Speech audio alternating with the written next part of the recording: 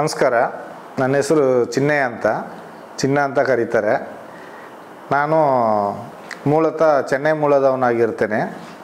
ಕಾರಣ ನಾನು 1994ರಲ್ಲಿ ನಾನು ಧರ್ಮಸ್ಥಳ ಶ್ರೀ ಕ್ಷೇತ್ರ ಮಂಜುನಾಥ ಸ್ವಾಮಿ ಸನ್ನಿಧಾನದಲ್ಲಿ ಸೇವೆಗೆ ಅಂತ ಹೇಳಿ ಬಂದವ. ಶ್ರೀ ಕ್ಷೇತ್ರ ಸನ್ನಿಧಾನದಲ್ಲಿ ನೇತ್ರಾವತಿ ಸ್ನಾನಘಟ್ಟದಲ್ಲಿ ನನಗೆ ರೂಮನ್ನು ಕೊಟ್ಟು ಕೆಲಸಕ್ಕೆ ಇಟ್ಕೊಂಡಿರ್ತಾರೆ. ನಾನು ಕೆಲಸ ಮಾಡ್ತಾ ಇರ್ತೇನೆ. ನಾನು ಈ ಮೂಲಕ ತಿಳಿಸೋದೇನೆಂದರೆ, ನ್ಯಾಯಾಧೀಶರಿಗೂ, ನ್ಯಾಯಪೀಠ ಅಥವಾ ನಮ್ಮ ಮುಖ್ಯಮಂತ್ರಿಗಳು, ಪ್ರಧಾನಮಂತ್ರಿಗಳು ಅಲ್ಲ ಪೊಲೀಸ್ ಅಧಿಕಾರಿಗಳಿಗೆ ನಾನು ಈ ಮೂಲಕ ತಿಳಿಸೋದೇನಂತಂದರೆ, ಒಂದು ಸತ್ಯವನ್ನು ನಾನು ಹೇಳಲಿಕ್ಕೆ ಇಚ್ಛೆ ಪಡ್ತೇನೆ. ನನ್ನ ಪ್ರಾಣಾಭಯದಿಂದ ನಾನು ಊರು ಬಿಟ್ಟು ಹೋಗಿರ್ತೇನೆ. 2015-16ರಲ್ಲಿ ನಾನು ಊರು ಬಿಟ್ಟು ಹೋಗಿರ್ತೇನೆ. ಕಾರಣ ಏನಂತ ನಾನು ಇನ್ಮೇಲೆ ಹೇಳ್ತೇನೆ ವಿಷಯ. ಕಾರಣ ಉದಾಹರಣೆಗೆ ಈ ಸೌಜನ್ಯ ಕೇಸ್ಗೋಸ್ಕರ ನಾನು ಹೋಗಿರ್ತೇನೆ. ಆದರೆ ಇದಕ್ಕೆ ಮುಂಚೆ ಇಲ್ಲಿ ಏನು ನಡೀತು ಅಂತಂದರೆ, ನನಗೆ ಈ ಹೆಣಗಳನ್ನ ಊತಾಕೋದು ನನ್ನ ಕೆಲಸ ಆಗಿರ್ತದೆ. ಎಲ್ಲಿ ಅಂದ್ರೆ ನೇತ್ರಾವತಿ ಸ್ನಾನಘಟ್ಟ ಇರ್ಬೋದು, ಧರ್ಮಸ್ಥಳ ಸುತ್ತವಟ್ಟಾರ ಎಲ್ಲಿ ಹೆಣ ಬೀಳ್ತದೆ ಅದನ್ನೆಲ್ಲ ನಾನು ಊತಾಕೋದು ನನ್ನ ಕೆಲಸ. ಆದರೆ ನಾನು ಅದು ಪ್ರತಿನಿತ್ಯ ಮಾಡ್ತಾ ಇರ್ತೇನೆ. ಬೆಳಿಗ್ಗೆ ಒಂದೇನೋ ಊತಾಕಿದರೆ ಮಧ್ಯಾಹ್ನ ಒಂದೇನೋ ಸಿಗುತ್ತೆ, ಇಲ್ಲಾಂದರೆ ಸಂಜೆ ಒಂದೇನೋ ಸಿಗುತ್ತೆ. ಬಟ್ ಈ ಹೆಣಗಳನ್ನು ಊತಾಕಿ ನಾನು ಬೇಸತ್ತಿ ಹೋಗಿರ್ತೇನೆ. ಆ ಊತಾಕಲಿಲ್ಲ ಅಂತಂದಾಗ ನನ್ನ ಮನೆಗೆ ರೂಮ್ಗೆ ಬೀಗ ಹಾಕ್ತೇನೆ ಅಂತ ಬೆದರಿಕೆ ಮಾಡ್ತಾರೆ. ಆಗೋಸ್ಕರ ನಾನು ಅದನ್ನೆಲ್ಲ ಅನುಸರಿಸಿ ಮಾತಾಡಿಕೊಂಡು ಮಾಡ್ತಾ ಇರ್ತೇನೆ. ಈಗ ನಾನು ಇದು ಯಾಕೆ ಹೇಳ್ತೇನೆ, ನನ್ನ ಆತ್ಮತೃಪ್ತಿಗೋಸ್ಕರ ಇದನ್ನು ಹೇಳ್ತಕ್ಕೆ ಇಷ್ಟಪಡ್ತಾ ಇದ್ದೀನಿ. ಯಾರ ಬಲಾತ್ಕಾರದಲ್ಲಿ ಇಲ್ಲ. ಯಾಕಂದರೆ ಈ ಸೌಜನ್ಯ ಕೇಸು ದೊಡ್ಡ ಮಟ್ಟದಲ್ಲಿ ಹೋರಾಟ ನಡೀತಾ ಇರೋದ್ರಿಂದ ನಾನು ಟಿ ವಿಯಲ್ಲಿ ನೋಡಿ ಮುಂದೆ ಬಂದು ಹೇಳ್ಬೇಕಂತ ನಾನು ಇಷ್ಟಪಟ್ಟು ಬಂದಿರ್ತೀನಿ, ಆತ್ಮತೃಪ್ತಿಗೋಸ್ಕರ ಹೇಳೋಣ ಅಂತ. ಯಾಕಂದರೆ ಕೆಲವು ಸತ್ಯತೆಗಳು ಗೊತ್ತಿಲ್ಲದೇ ಇರ್ಬೋದು. ಆದರೆ ನನ್ನ ಮೂಲಕ ತಿಳಿದದನ್ನು ನಾನು ಹೇಳ್ಬಿಡೋಣ ಅಂತ ಈ ಮೂಲಕ ಬಂದಿದ್ದೇನೆ. ಕಾಲಕ್ರಮೇಣ ನಾನು ಬಂದ ವಸ್ತ್ರಲ್ಲಿ ನನಗೆ 25 ರೂಪಾಯಿ ಸಂಬಳ. ಸ್ಟಾರ್ಟಿಂಗಲ್ಲಿ 25 ರೂಪಾಯಿ ಸಂಬಳವನ್ನು ತಿಂಗಳ ನನಗೆ ರಬ್ಬರ್ ಬ್ಯಾಂಡ್ ಹಾಕಿ ಒಂದು ಬುಟ್ಟಿಯಲ್ಲಿ ಇಟ್ಕೊಳ್ತಿದ್ರು. ಅದರಿಂದ ತೆಗೆದು ನಮ್ಮ ಕೈಗೆ ಬಿಸಾಡ್ತಿದ್ರು. ಕಾರಣ ನಾವು ಕಸ ತೆಗೆಯೋರು, ಹೆಣ ಮಣ್ಣು ಮಾಡೋರು, ಈ ಥರ ಕೀಳ ಮಟ್ಟದ ಕೆಲಸ ಮಾಡೋದ್ರಿಂದ ಕೈಯಲ್ಲಿ ಕೊಡ್ತಿರಲಿಲ್ಲ. ಹೀಗೆ ಬಿಸಾಡ್ತಿದ್ರು, ಈಗ ಇಟ್ಕೊಳ್ತಿದ್ವಿ ಅಷ್ಟೇ. ಕಾರಣ ಆಗ ಸ್ಟಾರ್ಟಿಂಗಲ್ಲಿ ಡಾಕ್ಟರ್ ಪೂಜ್ಯ ವೀರೇಂದ್ರ ಹೆಗ್ಗಡೆ ಅವರೇ ಅಂಬಾಸೆಡರ್ ಕಾರಲ್ಲೇ ಓಡಾಡ್ತಾಯಿದ್ರು. ಅಂಬಾಸೆಡರ್ ಕಾರಲ್ಲೇ ಬರ್ತಿದ್ರು, ಹೋಗ್ತಿದ್ರು. ನೇತ್ರಾವತಿ ಎಲ್ಲ ರೌಂಡ್ಸ್ ಬರ್ತಿದ್ರು, ಹೋಗ್ತಿದ್ರು. ಅವರು ಬಂದಾಗೆಲ್ಲ ನಾವು ಅಡ್ಡ ಬಿದ್ದು ಕೈ ಮುಗಿತಿದ್ವಿ, ಕಾಲಿಗೆ ಬಿದ್ದು ಹೇಳ್ತಿದ್ವಿ, ಎಲ್ಲ ಸೇವೆ ಮಾಡ್ತಾಯಿದ್ವಿ. ಚಂದದಲ್ಲಿ ಕೆಲಸ ಮಾಡ್ತಾಯಿದ್ವಿ. ಕಸ ಗುಡಿಸೋದು, ಬೆಂಕಿ ಕೊಡೋದು, ಕಸವನ್ನೆಲ್ಲ ಸುಟ್ಟಾಕೋದು, ಈ ಥರ ಕೆಲಸ ಮಾಡಿಕೊಂಡು ಜನಸೇವೆ ಮಾಡಿಕೊಂಡು ನಾವು ಇದ್ವಿ ಪ್ರತಿನಿತ್ಯ. ಇರಬೇಕಾದ್ರೆ ಒಂದು ಸಂಕಟ, ಈ ಹೆಣಗಳನ್ನ ಊತಾಕೋದು ತುಂಬ ಬೇಸರದ ಕೆಲಸ. ನನಗೆ ಬೇರೆ ಪಾರೆ ಕಲ್ಲು ಮಣ್ಣು ಹೊರೋದು ಕೆಲಸ ಕೊಟ್ಟಿದ್ರು ಮಾಡ್ತಿದ್ದೆ. ಈ ಹೆಣ ಊತಾಕೋ ಕೆಲಸ ಕೊಡೋದು ತುಂಬ ತೃಪ್ತಿ. ನಾನು ಹೆಣವನ್ನು ಊತಾಕಿ ಮನೆಗೆ ಹೋಗ್ಬೇಕಾದ್ರೆ ತುಂಬ ಕಷ್ಟ. ಮಕ್ಕಳಿಗೆ ಹುಷಾರಿಲ್ಲದೆ ಆಗೋದು, ಜ್ವರ ಬರೋದು, ಇದೆಲ್ಲ ಆಗ್ತಿತ್ತು. ಮತ್ತು ಹೇಗೋ ಮಾಡ್ತಾ ಕಾಲ ಕಳೀತಾ ಹೋಗ್ತಾ ಇದ್ದೆ. ಯಾಕಂದರೆ ನಮ್ಮ ಕೆಲಸವೇ ಹೆಣ ಊತಾಕೋದು. ಆದ್ದರಿಂದ ನಾವು ಅದನ್ನು ಊತಾಕಿ ಅಂತ ಹೇಳಿದ ತಕ್ಷಣ ನಾವು ಊತಾಕಿರ್ತೇವೆ. ರಾಜೇಶ್ವರ ಮ್ಯಾನೇಜರ್ ಹೇಳಿದ ಕೂಡಲೇ ನಾವು ಆ ಕೆಲಸ ಮಾಡಿರ್ತೇವೆ. ಇವರು ಇದನ್ನು ತಂದು ರಾಜೇಂದ್ರ ದಾಸ್ ಅನ್ನೋರು ಮ್ಯಾನೇಜರು ವಿಠಲ್ನ ಮೇಲೆ ಕಟ್ಟಿ ಇಡಲಿಕ್ಕೆ ನಮ್ಮ ಹತ್ರ ಒಂದು ಕತೆ ಹೇಳ್ತಾರೆ. ಅವನು ಹೋಟ್ಲಲ್ಲಿ ಮೂಟೆ ಕಟ್ಟಿ ಇಟ್ಟಿದ್ದ, ಅವನೇ ಕೊಂದಾಕಿದ್ದ, ನಾವು ಊತಾಕಿದ್ವಿ ಅಂತೇಳಿ ವಿಠಲ್ನ ಮೇಲೆ ಹೇಳಿಬಿಡಿ ನೀವು, ನಾವು ಯಾವುದೇ ಹೋಟೆಲ್ ಕರೆದು ಕೇಳಿದಾಗ ಆ ಥರ ಹೇಳಿ ಅಂತೇಳಿ ನಮ್ಮನ್ನು ಹೇಳ್ತಾರೆ.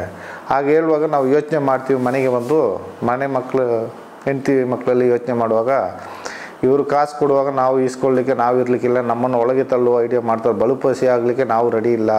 ನಾವು ಭಿಕ್ಷೆ ಎತ್ತಿದ್ರು ಎಲ್ಲಿಯಾದರೂ ಹೋಗಿ ಜೀವನ ಮಾಡುವಂತ ಹೇಳಿ ಒಂದು ನಿರ್ಧಾರ ಮಾಡಿ ನನ್ನ ಅಕ್ಕ ಭಾವ ನಾವೆಲ್ಲ ಒಂದು 4 ಜನರು ಸೇರಿ ನಾವು ಊರಿಗೆ ಹೊರಡ್ತೇವೆ. ನಮ್ಮ ಊರಿನಲ್ಲಿ ಯಾವುದಾದ್ರೂ ಕೆಲಸ ಮಾಡ್ಕೊಂಡು ಹೋಗ್ತೇವೆ, ನಮಗೆ ಊರಿನಲ್ಲಿ ಇಷ್ಟ ಇರಲಿಕ್ಕೆ ಹೋಗ್ತೇವೆ ಅಂತೇಳಿ ಹೊರಡಬೇಕಾದ್ರೆ ನಮಗೆ ಒಂದು ಜೀವನ ಮೂಲ ಅಂತೇಳಿ ಒಂದು ಮೂಲ ವೇತನ ಅಂತ ಕಾಸು ಇಟ್ಕೊಳ್ತಾರೆ ಸಂಬಳದಲ್ಲಿ ಕೊಡಬೇಕಾದ್ರೆ.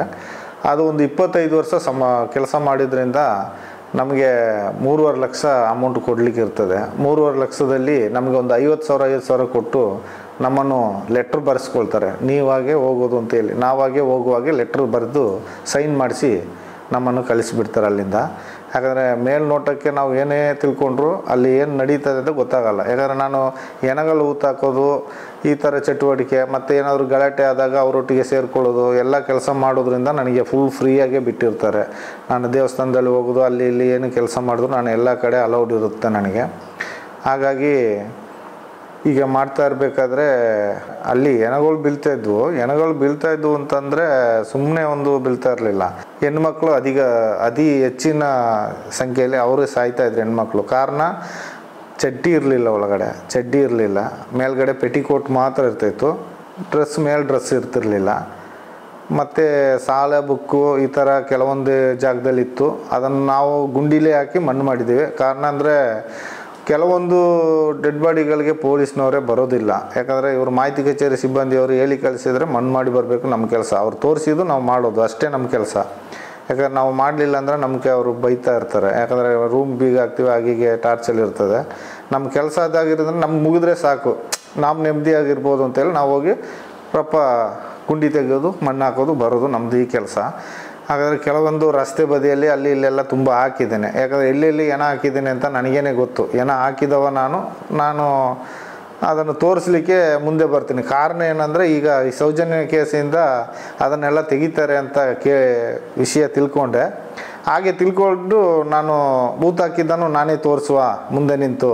ಯಾಕಂದ್ರೆ ನಾನೇ ಊತ ಹಾಕಿದ್ದಲ್ವ, ನನಗೆ ಆ ಜಾಗ ಎಲ್ಲ ಗೊತ್ತಿದೆ, ತೋರಿಸುವ ಅಂತ ನಾನೊಂದು ಈ ಮೂಲಕ ತಿಳಿಸೋಕೆ ಇಷ್ಟಪಡ್ತೀನಿ. ಮತ್ತು ಇನ್ನೊಂದೇನಪ್ಪ ಅಂತಂದರೆ ಅಲ್ಲಿ ದೊಡ್ಡ ವಿಷಯ ಒಂದು ನಡೀತು ಈ ಸೌಜನ್ಯ ಕೇಸಿನಿಂತ ಮುಂಚೆ. ಅದು ಜನಗಳಿಗಿಂತ ಪೊಲೀಸ್ನವ್ರಿಗೆ ಗೊತ್ತಿಲ್ಲ. ಕಾರಣ ಏನಂದರೆ ಅಲ್ಲಿ ಒಬ್ಬರು ಆನೆ ಮಾವುತರಿದ್ದರು. ಆನೆ ಮಾವುತ ನಾರಾಯಣ ಸಪಾಲಿ ಅಂತ ಇದ್ದರು. ಯಮುನಾ ಗಂಗಾ ಅಂತ ಒಬ್ಬರಿದ್ದರು. ಅವರ ತಂಗಿನ ರಾಜೇಂದ್ರ ರೈ ಅಂತ ಒಬ್ಬರು ಗಾರ್ಡನ್ ಸೂಪರ್ವೈಸರು. ಅವರು ತುಂಬಾ ಲೈನ್ ಹೊಡಿತಾಯಿದ್ರು, ನನ್ನ ಮುಂದೆನೇ ಲೈನ್ ಹೊಡಿತಾಯಿದ್ರು. ಕಾರಣ ನಾನು ಅದನ್ನು ಕಂಡುಕೊಳ್ಳಲ್ಲ. ಯಾಕಂದ್ರೆ ಅವರು ಒಬ್ಬರು ಸೂಪರ್ವೈಸರೇ ಈ ಥರ ಮಾಡ್ತಾರೆ, ನಾವು ಕಸ ಗುಡಿಸೋರು, ನಮಗೆ ಅದಕ್ಕೆ ಸಂಬಂಧ ಇಲ್ಲ. ಏನು ಎಟ್ಟಿದ ವಿಷಯ, ಅವಳಿಗೆ ಮದುವೆ ಆಗಿಲ್ಲ, ಹಾಗೆ ಹೀಗೆ ಈಯಾಡಿಸೋದು, ನಮ್ಮ ಇದರಲ್ಲೆಲ್ಲ ಹೇಳ್ಕೊಳ್ಳೋದು, ಮತ್ತು ಗಾರ್ಡನಲ್ಲೆಲ್ಲ ಅವಳನ್ನು ಚುಡಾಯಿಸೋದೆಲ್ಲ ಮಾಡ್ತಾಯಿದ್ರು. ಅವಳು ಕೆಲಸ ಸಿಮೆಂಟ್ ಕಲಿಸ್ಕೊಡೋದು, ಈ ಗಾರೆ ಮೇಸ್ತ್ರಿ ಹೆಲ್ಪರ್ ಕೆಲಸ ಮಾಡ್ಕೊಂಡಿದ್ಲು. ನಾರಾಯಣ ಸಪಾಲಿನ ದೇವಸ್ಥಾನಕ್ಕೆ ಬರ್ತಾಯಿದ್ದ, ಅಲ್ಲಿ ಅಶ್ವತ್ಥ ಕಟ್ಟೆಯನ್ನು ಸುತ್ತಾ ಇದ್ದ. ನಮಗೆ ಗೊತ್ತಿಲ್ಲ. ನಾವು ಏನು ತಿಳ್ಕೊಂಡ್ವಿ ಅಂದರೆ ಮ್ಯಾನೇಜರ್ ಹೇಳೋದು, ಅವನನ್ನು ಅವನನ್ನು ಹೊಡೆದು ಓಡಿಸು ಅಂತ. ನಾವು ಮತ್ತು 4 ಜನ ರೂಮ್ ಬೈನವರೆಲ್ಲ ಹೋಗೋದು, ಸರಿ ಹೊಡೆಯೋದು, ಕಾಲಿನ ಮಂಡಿಗೆ ಕೇಳೆ ಹೊಡೆಯೋದು, ಸಖತ್ತಾಗಿ ಹೊಡೆದು ಓಡಿಸ್ತಾ ಇದ್ವಿ. ಪಾಪ ಬೈಕು ಓಡ್ತಾ ಇದ್ದ. ಮತ್ತು ರಿಕ್ಷಾದವ್ರು ಹೇಳ್ತಾಯಿದ್ರು, ಅವ ಹುಚ್ಚಲ್ಲ ಮಾರೆ, ಅವ ಇಲ್ಲಿ ಅವನೇ ಮಾವುತ, ಅವನದು ಜಾಗ ಎಲ್ಲ ಇದೆ, ಅವ ಇಲ್ಲೇ ಸ್ವಂತ ಮನೆ ಇದೆ ಮಾರೆ, ಅವನನ್ನು ಯಾಕೆ ಓಡಿಸ್ತೀನಿ ಅಂತ ರಿಕ್ಷಾದವ್ರು ಹೇಳುವಾಗ ಮತ್ತೆ ಗೊತ್ತಾಯಿತು ನಮಗೆ ಇವ್ರನ್ನವನು ಅಂತ. ಮತ್ತು ಮಾವುತ ಅಂತ ಆಗ ಗೊತ್ತು ನಮಗೆ. ಮ್ಯಾನೇಜರ್ ಹೇಳಿದ್ದು ಅವನು ಅವನನ್ನು ಒಳಗೆ ಬಿಡಬಾರ್ದು, ಓಡಿಸು ಅಂತ ಹೇಳ್ತಿದ್ರು. ನಾವು ಎಷ್ಟೇ ಓಡಿಸಿದ್ರು ಅವನು ಅಶ್ವತ್ಥ ಕಟ್ಟೆಗೆ ಬಂದು ರೌಂಡ್ ಹಾಕೋದು, ಕೈ ಮುಗಿಯೋದೆಲ್ಲ ಮಾಡ್ತಿದ್ದ, ಹೋಗ್ತಿದ್ದ. ಆಗಿರ್ಬೇಕಾದ್ರೆ ಅವರು ರಾಜೇಂದ್ರ ಈ ಗಾರ್ಡನ್ ಸೂಪರ್ವೈಸರು, ಅವರು ಸಹ 2-3 ಸರಿ ಹೊಡೆದಿದ್ದಾರೆ. ಮತ್ತು ನಾವು ತುಂಬ ಸರಿ ಹೊಡೆದಿದ್ದೇವೆ, ನಮ್ಮನ್ನು ಹೊಡೆಸಿದ್ದಾರೆ. ಆಗ ಹೊಡೆಸಿದ್ದು ಈ ಥರ ಫಂಕ್ಷನು ಹೋಗಿ ಬರ್ಬೇಕಾದ್ರೆ ನಾವು ನೋಡಿರ್ತೀವಿ ಅಲ್ಲಿ ದೇವಸ್ಥಾನ KSRTC ಹೊಸ ಬಸ್ ಸ್ಟ್ಯಾಂಡ್ ಹತ್ರ. ಮತ್ತೆ ಬರಬೇಕಾದ್ರೆ ಮರುದಿವಸ ಕೊಲೆ ಆಗಿರುತ್ತೆ. ಕಾರಣ ಏನಂದರೆ ಇವರು ರಾಜೇಂದ್ರ ಈ ಟೀಮು ಸೇರ್ಕೊಂಡ್ಬಿಟ್ಟಿರುತ್ತೆ. ಕಾರಣ ಅದು ನಮಗೆ ಕಿವಿ ಮಾತು ಬಂದಿದೆ, ನಾವು ನೋಡಲಿಲ್ಲ ಅಂದರೂ ಅದು ಸತ್ಯ, ಅಪ್ಪಟ ಸತ್ಯ, ಖಚಿತವಾದ ಸತ್ಯ ಅದು. ಯಾಕಂದರೆ ಇವರು ಅವ್ರ ಮೇಲೆ ಕಣ್ಣಿತ್ತು ಫಸ್ಟೇ. ಯಾಕಂದರೆ ಮೊದಲೇ ಆ ಜಾಗ ಖಾಲಿ ಮಾಡಿಸ್ಲಿಕ್ಕೆ ಇವರನ್ನು ಓಡಿಸ್ತಾ ಇದ್ರು. ಯಾರು, ನಮ್ಮ ಹರ್ಷೇಂದ್ರ ಕುಮಾರ್ ಸನ್ನದನಿಗಳು. ಆದರೆ ಇವರು ಹೋಗ್ತಿರ್ಲಿಲ್ಲ. ಎಷ್ಟೇ ಗಡಿಬಿಡಿದ್ರು ಇವರು ಮಕ್ಕಳು ಮರಿ ಯಾರು ಅಲ್ಲಿ ಇರ್ತಿರ್ಲಿಲ್ಲ. ಅವ್ರು ಮಾತ್ರ ಅಣ್ಣ ತಂಗಿ ಇಬ್ಬರೇ ಇರ್ತಾ ಇದ್ದದ್ದು. ಜಾಗ ಇತ್ತು. ಮತ್ತು ಅವರು ಗಾರೆ ಕೆಲಸಕ್ಕೆ ಹೋಗಿ ಬಂದು ಅದರಲ್ಲಿ ಜೀವನ ಮಾಡ್ತಾಯಿದ್ರು. ಇವರು ಪಾಪ ತಲೆಗಿಲೆ ಬಾಚ್ಕೊಂಡು ವೈಟ್ ಸಟ್ಟೆ ಪಂಚೆ ಉಟ್ಕೊಂಡು ಸುಮ್ಮನೆ ರೌಂಡ್ ಹೊಡಿಯೋದು, ಬರೋದು, ಹೋಗ್ತಾ ಇದ್ದರು. ಸ್ವಲ್ಪ ಮಾನಸಿಕ ಆ ಥರ ಇದ್ದರು ಅವರು. ಯಾರು, ಸಫಲ್ ನಾರಾಯಣ ಅನ್ನೋರು. ಅದರ ನಂತರ ಇವರನ್ನು ರಾಜೇಂದ್ರ ಒಂದು 2-3 ಜನ ಕೂಡ ಅಂದರೆ ಉದಯ್ ಜೈನ್ ಈ ಟೈಪು ಒಂದು 2-3 ಜನನೂ ಒಟ್ಟಿಗೆ ಸೇರಿಸ್ಕೊಂಡು ನೈಟ್ ಹೋಗಿರ್ತಾರೆ. ಆಕೆನ ಅತ್ಯಾಚಾರ ಮಾಡಿರ್ತಾರೆ. ಇದು ನಮಗೆ ಗಮನಕ್ಕೆ ಬಂತು. ಅದನ್ನು ನಾವು ಬಾಯಿ ಬಿಡಲಿಕ್ಕೆ ಭಯ, ನಾವು ಎಲ್ಲಿ ಹೇಳಲಿಲ್ಲ.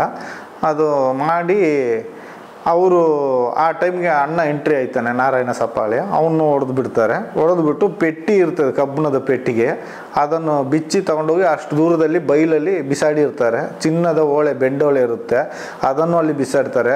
ನಾವು ಅರ್ಲಿ ಮಾರ್ನಿಂಗ್ ನಾವು ಕೆಲಸಕ್ಕೆ ಹೋಗ್ಬೇಕಾದ್ರೆ ಈ ಥರ ನ್ಯೂಸ್ ಅಂತ ಓಡೋಗಿ ನೋಡ್ತೇವೆ. ಆದರೆ ಅವರು ಎಲ್ಲ ಉತ್ಪತ್ತಿ ಮಾಡ್ತಾರೆ, ದೃಷ್ಟಿ ಮಾಡ್ತಾರೆ, ಎಲ್ಲ ರೂಮ್ ಬಾಯ್ನವ್ರಿಗೆಲ್ಲ ಹೇಳಿ ಕೊಟ್ಟಿರ್ತಾರೆ ಅಷ್ಟೊತ್ತಿಗೆಲ್ಲ. ಕಳ್ಳರು ಬಂದಿದ್ರು ಅಂತ. ಕಳ್ಳರು ಬಂದರೆ ಚಿನ್ನ ತಗೊಂಡು ಓಡ್ತಾರೆ. ಅಲ್ಲಿ ಚಿನ್ನ ಅಲ್ಲೇ ಇತ್ತು, ಬೆಂಡೋಳೆಲ್ಲ ಅಲ್ಲೇ ಬಿದ್ದಿತ್ತು, ಆದರೆ ಏನೂ ಮುಟ್ಲಿಲ್ಲ. ಪೊಲೀಸ್ ನಾಯಿ ಬಂತು, ನಾಯಿ ಆ ಬೈಲಲ್ಲಿ ಒಂದು ರೌಂಡ್ ಹೋಗಿ ಬಂದು ಹೊಸ ಬಸ್ ಸ್ಟ್ಯಾಂಡ್ ಹತ್ರ ನಿಂತು ಸುಮ್ಮನೆ ಆಯಿತು. ಅಂದರೆ ಅಲ್ಲಿಗೆ ಕಳ್ಳ ಹೊಂಟೋದ ಅಂತೇಳಿ ಕತೆ ಕಟ್ಬಿಟ್ರು ಕಳ್ಳರು ಅಂತೇಳಿ. ಅದು ಮಾಡಿದೆಲ್ಲ ರಾಜೇಂದ್ರ ರೈಯೇ ಮಾಡಿದ್ದು ಅಂತ ಎಲ್ಲ ಅಪ್ಪಟ ಪ್ರಚಾರ ಆಗಿದೆ. ಒಂದು ಹೇಳೋದಂದ್ರೆ ಏನಂದರೆ, ಇದು ಸತ್ಯ ಸಂಗತಿ ವಿಷಯ. ಏನ ಬಿದ್ದಿದೆ ಅನ್ನೋದು ಅವ್ರಿಗೆ ಮಾಹಿತಿ ಗೊತ್ತಿರುತ್ತೆ, ಅವ್ರಿಗೆ ಮಾಹಿತಿ ಕಚೇರಿಯವರಿಗೆ ಗೊತ್ತಿರುತ್ತೆ. ಅವರು ಫಸ್ಟೇ ನನಗೆ ಹೇಳಲ್ಲ, 1-2 ದಿವಸ ವೆಯ್ಟ್ ಮಾಡಿಸ್ತಾರೆ. ಕಾರಣ ಅವ್ರು ಫಸ್ಟೇ ಹೇಳಿದರೆ ಫ್ರೆಶ್ ಆಗಿ ಹೋಗುತ್ತೆ ಅಂತ. ಆ ಏನ ಕೊಳ್ತು ಸ್ವಲ್ಪ ಸ್ಮೆಲ್ ಬರುವಾಗ ಯಾರೋ ಬಂದು ಹೇಳುವಾಗೆ ನ್ಯೂಸ್ ತಗೊಳ್ತಾರೆ. ನ್ಯೂಸ್ ಅಂದರೆ ಯಾರೋ ಯಾತ್ರಿಕರು ಹೇಳಿದ್ರು ಅಲ್ಲಿ ಸ್ಮೆಲ್ ಬರ್ತಾ ಇದೆ ಅಂತ, ಹೋಗಿ ನೋಡಿದ್ದಾರೆ, ಏನ ಇದೆ, ಹೋಗಿ ಮಣ್ಣು ಮಾಡು ಅಂತ ಹೇಳ್ತಾರೆ. ಅಲ್ಲಿ ಮಣ್ಣು ಮಾಡಲಿಕ್ಕೆ ಹೋಗುವಾಗ ನಮಗೆ ಆ ಬಟ್ಟೆಯನ್ನು ಅರಿದು ತಗೊಂಡು ಬರಲಿಕ್ಕೆ ಹೇಳ್ತಾರೆ. ಅದನ್ನು ಅರಿಲಿಕ್ಕೆ ಅಷ್ಟು ಸ್ಮೆಲ್ ಇರುತ್ತೆ, ಅದನ್ನು ವಾಸ ಮಾಡಲಿಕ್ಕೆ ಆಗೋದಿಲ್ಲ. ಕಾರಣ ನಾವೇನು ಮಾಡ್ತೀವಿ, ಅದನ್ನು ಹಾಗೆ ಗುಂಡಿ ತೆಗೆದು ಮಣ್ಣಿಗೆ ಹಾಕ್ತೇವೆ. ಹಾಕಿ ಪಕ್ಕದಲ್ಲಿ ಯಾವುದಾದ್ರೂ ಒಂದು ಬಟ್ಟೆ ಇದ್ದರೆ, ಆ ನದಿ ಪಕ್ಕದಲ್ಲಿ ಏದೋರು ಬಟ್ಟೆ ಇರ್ತದೆ, ಅದನ್ನು ತಗೊಂಡೋಗಿ ನಾವು ಅಲ್ಲಿಗೆ ಕೊಡ್ತೇವೆ ಪೊಲೀಸ್ನವ್ರಿಗೆ. ಹಾಗೆ ಮಾಡ್ತೀವಿ. ಅಂದರೆ ಪೊಲೀಸ್ನವರು ಅಲ್ಲಿಗೆ ಬಂದು ಸ್ಪಾಟ್ ನೋಡೋದಿಲ್ಲ. ಬಟ್ ನೋಡಿದ್ರು ಅವ್ರು ಏನು ಹೇಳೋಕ್ಕಾಗಲ್ಲ, ನೀವು ಹೊರಗೆ ಏನು ಹೇಳ್ಬೇಡ ಮಾರೆ, ಮಣ್ಣಾಕು, ನಿನ್ನಷ್ಟು ನೀನು ಹೋಗು ಅಷ್ಟೇ ಹೇಳ್ತಾರೆ. ಮತ್ತು ಅದೆಲ್ಲ ಮಾಡ್ತಾಯಿದ್ರು. ಇದು ನಡೆದ ಸಂಗತಿ. ಮತ್ತು ಏನಗಳೆಲ್ಲ ನಾವು ಮೊದಲೆಲ್ಲ ಈ ಅಂಬಾಸೆಡ್ರ್ ಕಾರಲ್ಲಿ ತೊಗೊಂಡು ಹೋಗ್ತಾಯಿದ್ವಿ. ಅಂಬಾಸೆಡ್ರ್ ಕಾರಲ್ಲಿ ತೊಗೊಂಡು ಹೋಗ್ಬೇಕಾದ್ರೆ ಒಬ್ಬರು ಡ್ರೈವರ್ ಮುಖ ತೋರಿಸು ಮಾರೆ ನೋಡು ಅಂತ ಹೇಳಿದರು. ನಾನು ಸುಮ್ಮನೆ ಉದಾಹರಣೆಗೆ ಹಿಂದೆಗಡೆ ಬಾನೆಟ್ ಇದಿದೆ ನೋಡಿ, ಅದರಲ್ಲೇ ಹಾಕೋದು ಏನವನ್ನು, ಅದನ್ನು ತೆಗೆದು ತೋರಿಸಿದ್ದಕ್ಕೆ ಪೊಲೀಸ್ನವರು ನನ್ನನ್ನು ಬೈದರು. ನೀನು ಯಾರು ಪರ್ಮಿಷನ್ ಹೇಳಿದೆ, ಯಾಕೆ ಮರಿ ಈಗೆಲ್ಲ ಪಬ್ಲಿಕ್ ಮಾಡ್ತೀಯಾ, ತೋರಿಸ್ತೀಯಾ, ನೀನು ತೋರಿಸ್ಬಾರ್ದು ಹಾಗೆ ಅಂತ ಬೈದರು. ಅದು ತೋರಿಸಿದ್ದು ತಪ್ಪು ನಮ್ಮದು. ಯಾಕಂದರೆ ಅದು ಯಾರಾದರೂ ಸಂಬಂಧಿಕರಿದ್ದರೆ ಗೊತ್ತಿದ್ದರೆ ನೋಡಿದ್ರೆ ಯಾರಾದರೂ ಪರಿಚಯ ಹೇಳ್ತಾರೆ ಅಂತ ನಾನೇ ಮನದಾಳದಿಂದ ತೋರಿಸ್ಬಿಟ್ಟೆ. ಅದು ನನ್ನನ್ನು ಬೈದುಬಿಟ್ರು. ಆನಂತರ ಏನಂದರೆ ಸಸ್ಪೆನ್ಸಲ್ಲಿ ಅದು ಡಿಕ್ಕಿಲಿ ಹಾಕೋದು, ಎಲ್ಲಾದರೂ ಒಂದು ಕಾಡು ಪ್ರದೇಶ ಇರೋ ತಕ್ಕೆ ತೊಗೊಂಡೋಗಿ ಹಾಕೋದು. ಮತ್ತು ಧರ್ಮಸ್ಥಳದಲ್ಲಿ ಹೊಸ ಬಸ್ ಸ್ಟ್ಯಾಂಡ್ ಆಗುವ ಮುಂಚೆ ಹಳೆ ಬಸ್ ಸ್ಟ್ಯಾಂಡ್ ಇತ್ತು, ಅಣ್ಣಪ್ಪ ಸ್ವಾಮಿ ಬೆಟ್ಟದ ಎದುರುಗಡೆ ಇತ್ತು. ಆ ಬೆಟ್ಟದಲ್ಲಿ ಕೆಲವು ಭಿಕ್ಷುಕರು ಎಲ್ಲ ಇರ್ತಾಯಿದ್ರು. ಕಾರಣ ಭಿಕ್ಷುಕರು ಧರ್ಮಸ್ಥಳದಲ್ಲಿ ಇದ್ದರೆ ಉದ್ದೇಶ, ಇಲ್ಲಿ ಮ್ಯಾನೇಜ್ಮೆಂಟು ನಮಗೆ ಹೇಳಿದ್ದು, ಧರ್ಮಸ್ಥಳ ಅಂದರೆ ಧರ್ಮದಲ್ಲಿ ಯಾರೂ ಇಲ್ಲ, ಧರ್ಮಸ್ಥಳದಲ್ಲಿ ಭಿಕ್ಷುಕರೇ ಇಲ್ಲ ಅನ್ನುವಂಥ ಭಾವನೆ, ಧರ್ಮಸ್ಥಳಕ್ಕೆ ಬರಬೇಕು ಅನ್ನೋದು ದೇವಸ್ಥಾನದ ಉದ್ದೇಶ, ದೇವಸ್ಥಾನ ನಿರ್ವಾಹ ಇಲ್ಲಿ ದೇವಸ್ಥಾನದ ಆಡಳಿತ ಉದ್ದೇಶ. ಆದ್ದರಿಂದ ಯಾವುದೇ ಭಿಕ್ಷುಕ ಬಂದ್ರೂ ಸರಿ ಅವನನ್ನು ಒಳ್ಳೆ ಮಾತಿನಲ್ಲಿ ಕಳಿಸೋದಿಲ್ಲ, ಸರಿ ಹೊಡೆಯೋದು, ಮೊಣಕಾಲಿಗೆ ಮಂಡಿಯಿಂದ ಕೆಳಗೆ ಹೊಡೆದು ಅವನನ್ನು ಮಾಹಿತಿ ಕಚೇರಿಯಿಂದ 30 ರೂಪಾಯಿ ಕಾಸನ್ನು ಈಸ್ಕೊಂಡು ಒಂದು ಸಕಲೇಶ್ಪುರ, ಒಂದು ಮಂಗಳೂರು, ಈ ಕಡೆಯಲ್ಲಿ ಆದರೂ ಕಳಿಸ್ಬಿಡ್ತಿದ್ವಿ. ಅವ್ರು ಹೋಗ್ತಾರೆ, ಮತ್ತೆ ಮರುದಿವಸ ಬರ್ತಾರೆ. ಅಂಥವ್ರನ್ನು ಮಾಹಿತಿ ಕಚೇರಿ ಸಿಬ್ಬಂದಿಯವರೇ ರಾತ್ರಿ ಹೊತ್ತು ಅವನನ್ನು ಟವಲ್ ಹಾಕೋದು, ಎಳೆದಾಡೋದು ಎಲ್ಲ ಮಾಡುವಾಗ ಅವನು ಸತ್ತೋಗ್ತಾನೆ. ಏನ ಮಧ್ಯರಾತ್ರಿಗೆಲ್ಲ ಯಾರು ಇಲ್ಲ, ಅವ್ರವ್ರಿಗೂ ಮಲಗಿರ್ತಾರೆ. ಅವನನ್ನು ಬೆಳಿಗ್ಗೆ 7 ಗಂಟೆ 8 ಗಂಟೆ ಆಗುವಾಗ ನಾವು ಡ್ಯೂಟಿಗೆ ಹೋಗುವಾಗ ಅಲ್ಲಿ ತರಕಾರಿ ಗಾಡಿ ಇರುತ್ತೆ, ಆ ಗಾಡಿಯಲ್ಲಿ ಅವನನ್ನು ಹಾಕೋದು, ಕೊಟ್ಟು ಆರೆ, ಅದನ್ನು ಗುದ್ಲಿ ಆರೆ ಅಂತ ಹೇಳ್ತೇವೆ ಕನ್ನಡದಲ್ಲಿ, ಇಲ್ಲಿ ತುಳುನಾಡಲ್ಲಿ ಕೊಟ್ಟು ಆರೆ ಅಂತಾರೆ. ಅದನ್ನು ಹಾಕ್ಕೊಂಡು ಒಂದು ಹಳೆ ಬಟ್ಟೆಯನ್ನು ಮೇಲೆ ಮುಚ್ಚಿ ತಗೊಂಡು ಹೋಗಿ ಒಂದು ಕಡೆ ಮಣ್ಣು ಮಾಡೋದು. ಈ ಥರ ಕೆಲಸ ನಾವು ಮಾಡೋದು. ಅದು ಮಣ್ಣು ಮಾಡುವಾಗ ಪೊಲೀಸ್ನವರು ಬರೋದಿಲ್ಲ. ಅವ್ರು ಪೊಲೀಸ್ಗೆ ಇನ್ಫಾರ್ಮೇಷನ್ ಕೊಟ್ಟಾಗಿದೆ, ನೀವು ಹೋಗಿ ಮಾಡಿ ಬನ್ನಿ ಅಂತ ಹೇಳ್ಬಿಡ್ತಾರೆ ಮಾಹಿತಿ ಕಚೇರಿಗೆ. ನಮಗೇನು ಮಣ್ಣು ಮಾಡೋದು ಕೆಲಸ, ಕೊಂಡೋಗಿ ಮಾಡಿ ಬರ್ತೀವಿ. ಈ ಥರ ಕೆಲಸ ದಿನನಿತ್ಯ ನಾವು ಅಲ್ಲಿ ಮಾಡ್ತಾ ಇರ್ತೀವಿ. ನಮ್ಮ ಕೆಲಸ ಉದ್ಯೋಗವೇ ಅದೇ ಇರುತ್ತೆ, ಬೇರೆ ಏನು ಮಾಡೋಕ್ಕಾಗಲ್ಲ. ನನಗೆ ಒಂದು ಆಸೆ ಬಂತು, ಯಾಕಂದರೆ ನಾನೇ ಊತಾಕಿರೋ ಜಾಗ ಇರೋದ್ರಿಂದ ನಾನು ತೋರಿಸುವ ಅನ್ನೋ ಕುತೂಹಲ ಮನಸ್ಸಿಂದ ಕೆಳರ್ತಾ ಇದೆ. ಯಾಕಂದರೆ ನನಗೆ ಏನ ಊತಾಕಿ ಮನಸ್ಸಲ್ಲಿ ಅದೇ ಏನದ ಚಿಂತೆಯೇ ಆಗಿಬಿಟ್ಟಿದೆ. ಸರಿ, ಇನ್ನು ಮುಂದೆ ಈಗ ನಾನು ತಿಳ್ಕೊಂಡು ಎಡೆಯಲ್ಲೊಂದು ಸರಿ ವಿಚಾರಿಸಿ ನೋಡಿದೆ, ಎನಗಳೇ ಬೀಳೋದಿಲ್ಲ ಅಂತೆ ಧರ್ಮಸ್ಥಳದಲ್ಲಿ. ನನಗೆ ತುಂಬ ಸಂತೋಷದ ಸುದ್ದಿ, ಹೀಗೆ ಇರ್ತಾ ಇದ್ರೆ ನಾನು ಇರ್ತಿದ್ನೆ ಅಂತ. ಈಗ ಎನಗಳೇ ಬೀಳೋದಿಲ್ಲಂತೆ. ಹಾಗಾಗಿ ಈಗ ನಾನು ಊತಾಕಿದ ಜಾಗ ಎಲ್ಲೆಲ್ಲಿ ಊತಾಕಿದ್ದೀನಿ ಎಲ್ಲ ನನಗೆ ಗೊತ್ತಿದೆ. ಹಾಗೆ ಎಲ್ಲಿಯಾದರೂ ಒಂದು ವೇಳೆ ಈ ಸಂಘ ಪರಿವರ್ತನೆಯಲ್ಲಿ ನ್ಯಾಯಾಲಯದಿಂದ ಒಂದು ಆದೇಶ ಬಂದರೆ ನಾನು ಖಂಡಿತ ಅದನ್ನು ತೋರಿಸ್ತೇನೆ ನಿಮಗೆ. ಎಲ್ಲೆಲ್ಲಿ ಹೆಣ ಊತಾಕಿದ್ದೀನಿ ಎಲ್ಲ ಹೆಣವನ್ನು ನಾನು ತೋರಿಸ್ತೇನೆ. ಈಗ ಹೆಣಗಳು ಬೀಳೋದಿಲ್ಲ ಅಂತೆ, ಸೌಜನ್ಯ ಕೇಸಿನ ನಂತರ ಹೆಣಗಳೇ ಬೀಳೋದಿಲ್ಲ ಅಂತ ನಾನು ಕೇಳಿದೆ, ವಿಷಯ ತಿಳಿಯಿತು. ಹಾಗಾದರೆ ಹೆಣಗಳು ಅದರ ಮುಂಚೆ ಯಾಕೆ ಅಷ್ಟು ಹೆಣಗಳು ಬೀಳ್ತಿತ್ತು ಅಂತ ನನಗೆ ಗೊತ್ತಿಲ್ಲ. ನನಗೆ ಆಶ್ಚರ್ಯ ಆಗ್ತಾ ಉಂಟು. ಯಾಕಂದ್ರೆ ಅದರ ಮುಂಚೆ ಹೆಣಗಳು ಒಂದು ದಿನಕ್ಕೆ 2, 3, 4 ಈ ಥರ ಬೀಳ್ತಾ ಇದ್ದ ಹೆಣಗಳು ಇವಾಗ ತಿಂಗಳಿಗೆ ಒಂದು ಹೆಣ ಬೀಳೋದಿಲ್ಲ ಅಂತೆ. ಹಾಗಾದರೆ ಇದು ಏನು ಆಶ್ಚರ್ಯ ಸಂಗತಿ ಅಂತ ನನಗೆ ಗೊತ್ತಾಗ್ತಾ ಇಲ್ಲ. ಆಶ್ಚರ್ಯ ಆಗ್ತಾ ಉಂಟು ನನಗೆ, ಯಾಕೆ ಹೆಣಗಳು ಬೀಳ್ತಾ ಇಲ್ಲ ಅಂತ. ಇಲ್ಲಿ ಈ ಹೆಣಗಳು ಊತಾಕಿದ್ರಲ್ಲಿ ಹೆಚ್ಚು ಹೆಣ್ಣು ಮಕ್ಕಳ ಹೆಣಗಳು ಜಾಸ್ತಿ ಊತಾಕಿದ್ದೀನಿ ಒಂದು. ಎರಡನೇದಾಗಿ ನಮ್ಮ ಸಾಲ ಮಕ್ಕಳು ಜಾಸ್ತಿ. ಸಾಲ ಮಕ್ಕಳು ಅಂದರೆ ನನಗೆ ಯಾವ ಡೌಟಲ್ಲಿ ಬರ್ತದಂದರೆ, ಈಗ ನೋಡಿ ಪೆಟಿಕೋಟ್ ಹಾಕಿದ್ದಾರೆ, ಚಡ್ಡಿ ಇರೋದಿಲ್ಲ, ಸೊಂಟಕ್ಕೆ ಸೀರೆ ಕಟ್ಟಿರ್ತಾರೆ, ಸೀರೆ ಕಟ್ಟಿ ಇಳಿಸ್ಬಿಟ್ಟಿರ್ತಾರೆ ನದಿ ಸೈಡಲ್ಲಿ. ಕೇಳಿದರೆ ಸೇತುವೆಯಿಂದ ಕೆಳಗೆ ಹಾಕ್ತಾರಾ ಏನು ಮಾಡ್ತಾರೆ ಮಧ್ಯರಾತ್ರಿಯಲ್ಲಿ ಗೊತ್ತಾಗೋದಿಲ್ಲ. ಅದನ್ನು ಮಣ್ಣು ಮಾಡಿದೆ. ಮತ್ತು 2 ಕೇರಳ ಹೆಂಗಸರು ಅದನ್ನು ಮಣ್ಣು ಮಾಡಿದ್ದು ಜಾಗ ಗೊತ್ತಿದೆ. ಮತ್ತು ಮೈಸೂರಿಂದ ಬಂದ ಒಂದು ಹೆಂಗಸನ್ನು ಆ್ಯಸಿಡ್ ಹಾಕಿ ಸುಟ್ಟಿದ್ದಾರೆ, ಅದನ್ನು ಮಣ್ಣು ಮಾಡಿದ ಜಾಗ ಗೊತ್ತಿದೆ. ಆನಂತರ ಈ ಒಂದು ಹೆಣ್ಣು ಮಗು ಮಾತ್ರ ಪೆಟಿಕೋಟ್ ಹಾಕಿತ್ತು, ಒಳ ಚಡ್ಡಿ ಇಲ್ಲ, ಸಾಲ ಬುಕ್ಕು ದಾಖಲಾತಿ ಎಲ್ಲ ಇತ್ತು. ಆದರೆ ಪೊಲೀಸ್ನವರು ಅವತ್ತು ಬಂದು ನೋಡಿಬಿಟ್ಟು ಪಟ್ರಾಮಿ ಅಂತ ಊರ ಹೆಸರು ಓದಿದ್ರು. ನಾನು ಹೇಳಿದೆ, ಸರ್ ಹಾಗಾದರೆ ಕರೆಸಿ ಸರ್ ತಗೊಂಡೋಗ್ಲಿ, ನಮಗೂ ಕೆಲಸ ಮಿಗ್ತದೆ ಅಂತ ಹೇಳಿದಕ್ಕೆ, ಬೇಡ ಹಾಕು ಮರೆ ಹಾಕು ಮುಚ್ಚಾಕ ಆಚೆ ಅಂತ ಹೇಳಿಬಿಟ್ರು. ನಾನು ಆ ಬುಕ್ಕು ಆ ಮಗುವನ್ನು ಅದರಲ್ಲೇ ಹಾಕಿಬಿಟ್ಟೆ. ಆ ಹುಡುಗಿಯನ್ನು ಪಾಪ ಮಣ್ಣು ಮಾಡಿದೆ. ನನಗೆ ಸ್ವಲ್ಪ ಅಕ್ಕಪಕ್ಕ ಟ್ಯಾಪಿಂಗ್ನವರು ಇದ್ದಾರೆ, ಮನೆಯವರು ವಾಸದವರು, ಅವರು ಬಕೆಟ್ ನೀರು ಗೀರೆಲ್ಲ ತಂದು ಕೊಟ್ಟು ಸಹಕರಿಸಿದರು. ಕಾರಣ ಏನಂದರೆ ಅವರು ಹೋಗುವ ರಸ್ತೆ ಅದು, ಅದರಿಂದ ಅವರು ಕೊಟ್ಟು ಸಹಕರಿಸಿದರು. ಅದು ಆಗಿ 2-3 ದಿವಸದ ನಂತರ ಈ ನ್ಯೂಸು ಗೊತ್ತಾಗಿದ್ದರಿಂದ ಎಲ್ಲ ಸ್ಮೆಲ್ಲು ಮತ್ತು ಹೊಟ್ಟೆಯನ್ನು ಲೈಟಾಗೆ ಬಗೆದು ಯಾರು ತೆಗೆದು ಮಣ್ಣಿಗೆ ಹಾಕಿ ಹಾಗೆ ಮಣ್ಣು ಮಾಡಿಬಿಟ್ಟೆ. ಕೆಲವೊಂದು ಹೆಣಗಳಿಗೆ ಪೊಲೀಸ್ ಬಂದಿದ್ದಾರೆ, ಕೆಲವೊಂದು ಹೆಣಗಳಿಗೆ ಪೊಲೀಸೇ ಬರೋದಿಲ್ಲ. ಕೆಲವೊಂದು ಹೆಣಗಳನ್ನು ಮಣ್ಣು ಮಾಡಿ ಬರಲಿಕ್ಕೆ ಹೇಳ್ತಾರೆ, ಮಣ್ಣು ಮಾಡಿ ಬರ್ತೇನೆ, ನನಗೆ ಕೆಲಸ ಅದೇ. ಯಾಕಂದರೆ ಇದನ್ನು ನಾನು ಯಾಕೆ ಹೇಳ್ತೇನೆ, ಈ ನ್ಯಾಯಪೀಠಕ್ಕೆ ಯಾಕೆ ಹೇಳ್ತೇನೆ ಅಂತಂದರೆ, ನಾಳೆ ಪೊಲೀಸ್ನವ್ರ ಮುಂದೆ ಹೋಗಿ ನಾನು ಅದನ್ನು ತೆಗೆದು ತೋರಿಸ್ತೀನಿ ಅಂದರೆ ನನ್ನ ಜೀವಕ್ಕೆ ರಕ್ಷಣೆ ಇಲ್ಲ. ಈ ನ್ಯಾಯಪೀಠದಿಂದ ನನಗೆ ರಕ್ಷಣೆ ಕೊಡೋದಾದರೆ ನಾನು ಖಂಡಿತ ಅದನ್ನು ಅಲ್ಲಲ್ಲೇ ನಾನು ತೆಗೆದು ತೋರಿಸ್ತೇನೆ. ನಾನು ಊತಾಕಿದ ಜಾಗವನ್ನು ಅಲ್ಲಲ್ಲೇ ತೆಗೆದು ತೋರಿಸ್ತೇನೆ. ಈ ಕಾರಣ ಯಾಕೆ ಹೇಳ್ತಾ ಇದ್ದೀನಿ ಅಂತಂದರೆ, ಧರ್ಮಸ್ಥಳ ನ್ಯಾಯಾಲಯಕ್ಕೆ ಮೇಲೆ ಇದೆ, ನ್ಯಾಯಾಲಯ ಪೀಠಕ್ಕೆ ಮೇಲೆ ಇದೆ ಅಂತ ನಾನು ಹೇಳೋದು ಅಂತಂದರೆ, ನ್ಯಾಯದ ಮುಂದೆ ಯಾವುದೂ ಇಲ್ಲ. ಆದರೆ ಧರ್ಮಸ್ಥಳದ ಮುಂದೆ ನ್ಯಾಯನೂ ತಗ್ಗುವಂಥ ಪರಿಸ್ಥಿತಿ ಇದೆ. ವೀರೇಂದ್ರ ಹೆಗ್ಗಡೆ ಅವರ ಮಹಿಮೆ ಆಗಿದೆ. ಅವರ ಒಂದು ಚಾಲಕ್ಯತನ, ಕೈ ಚಳಕ ತುಂಬವೇ ಮೇಲೆ ಇದೆ. ಕಾರಣ ನಾನು ಅಲ್ಲಿ 25 ವರ್ಷ ಸರ್ವಿಸ್ ಮಾಡಿದ ಒಂದು ಇದರಲ್ಲಿ ನಾನು ಹೇಳ್ತಾ ಇದ್ದೀನಿ.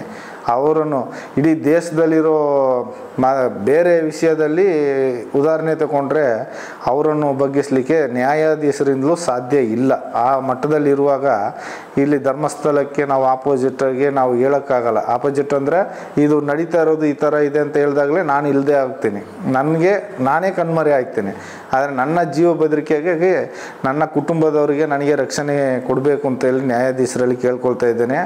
ಬಟ್ ಏನಾದರೂ ನಾನು ಈ ವಿಷಯ ನಾನು ತೆಗೆದು ತೋರಿಸ್ತೀನಿ ಅಂತ ಗೊತ್ತಾದರೆ ನನ್ನನ್ನೇ ಇಲ್ಲದಾಗೆ ಮಾಡಿಬಿಡ್ತಾರೆ.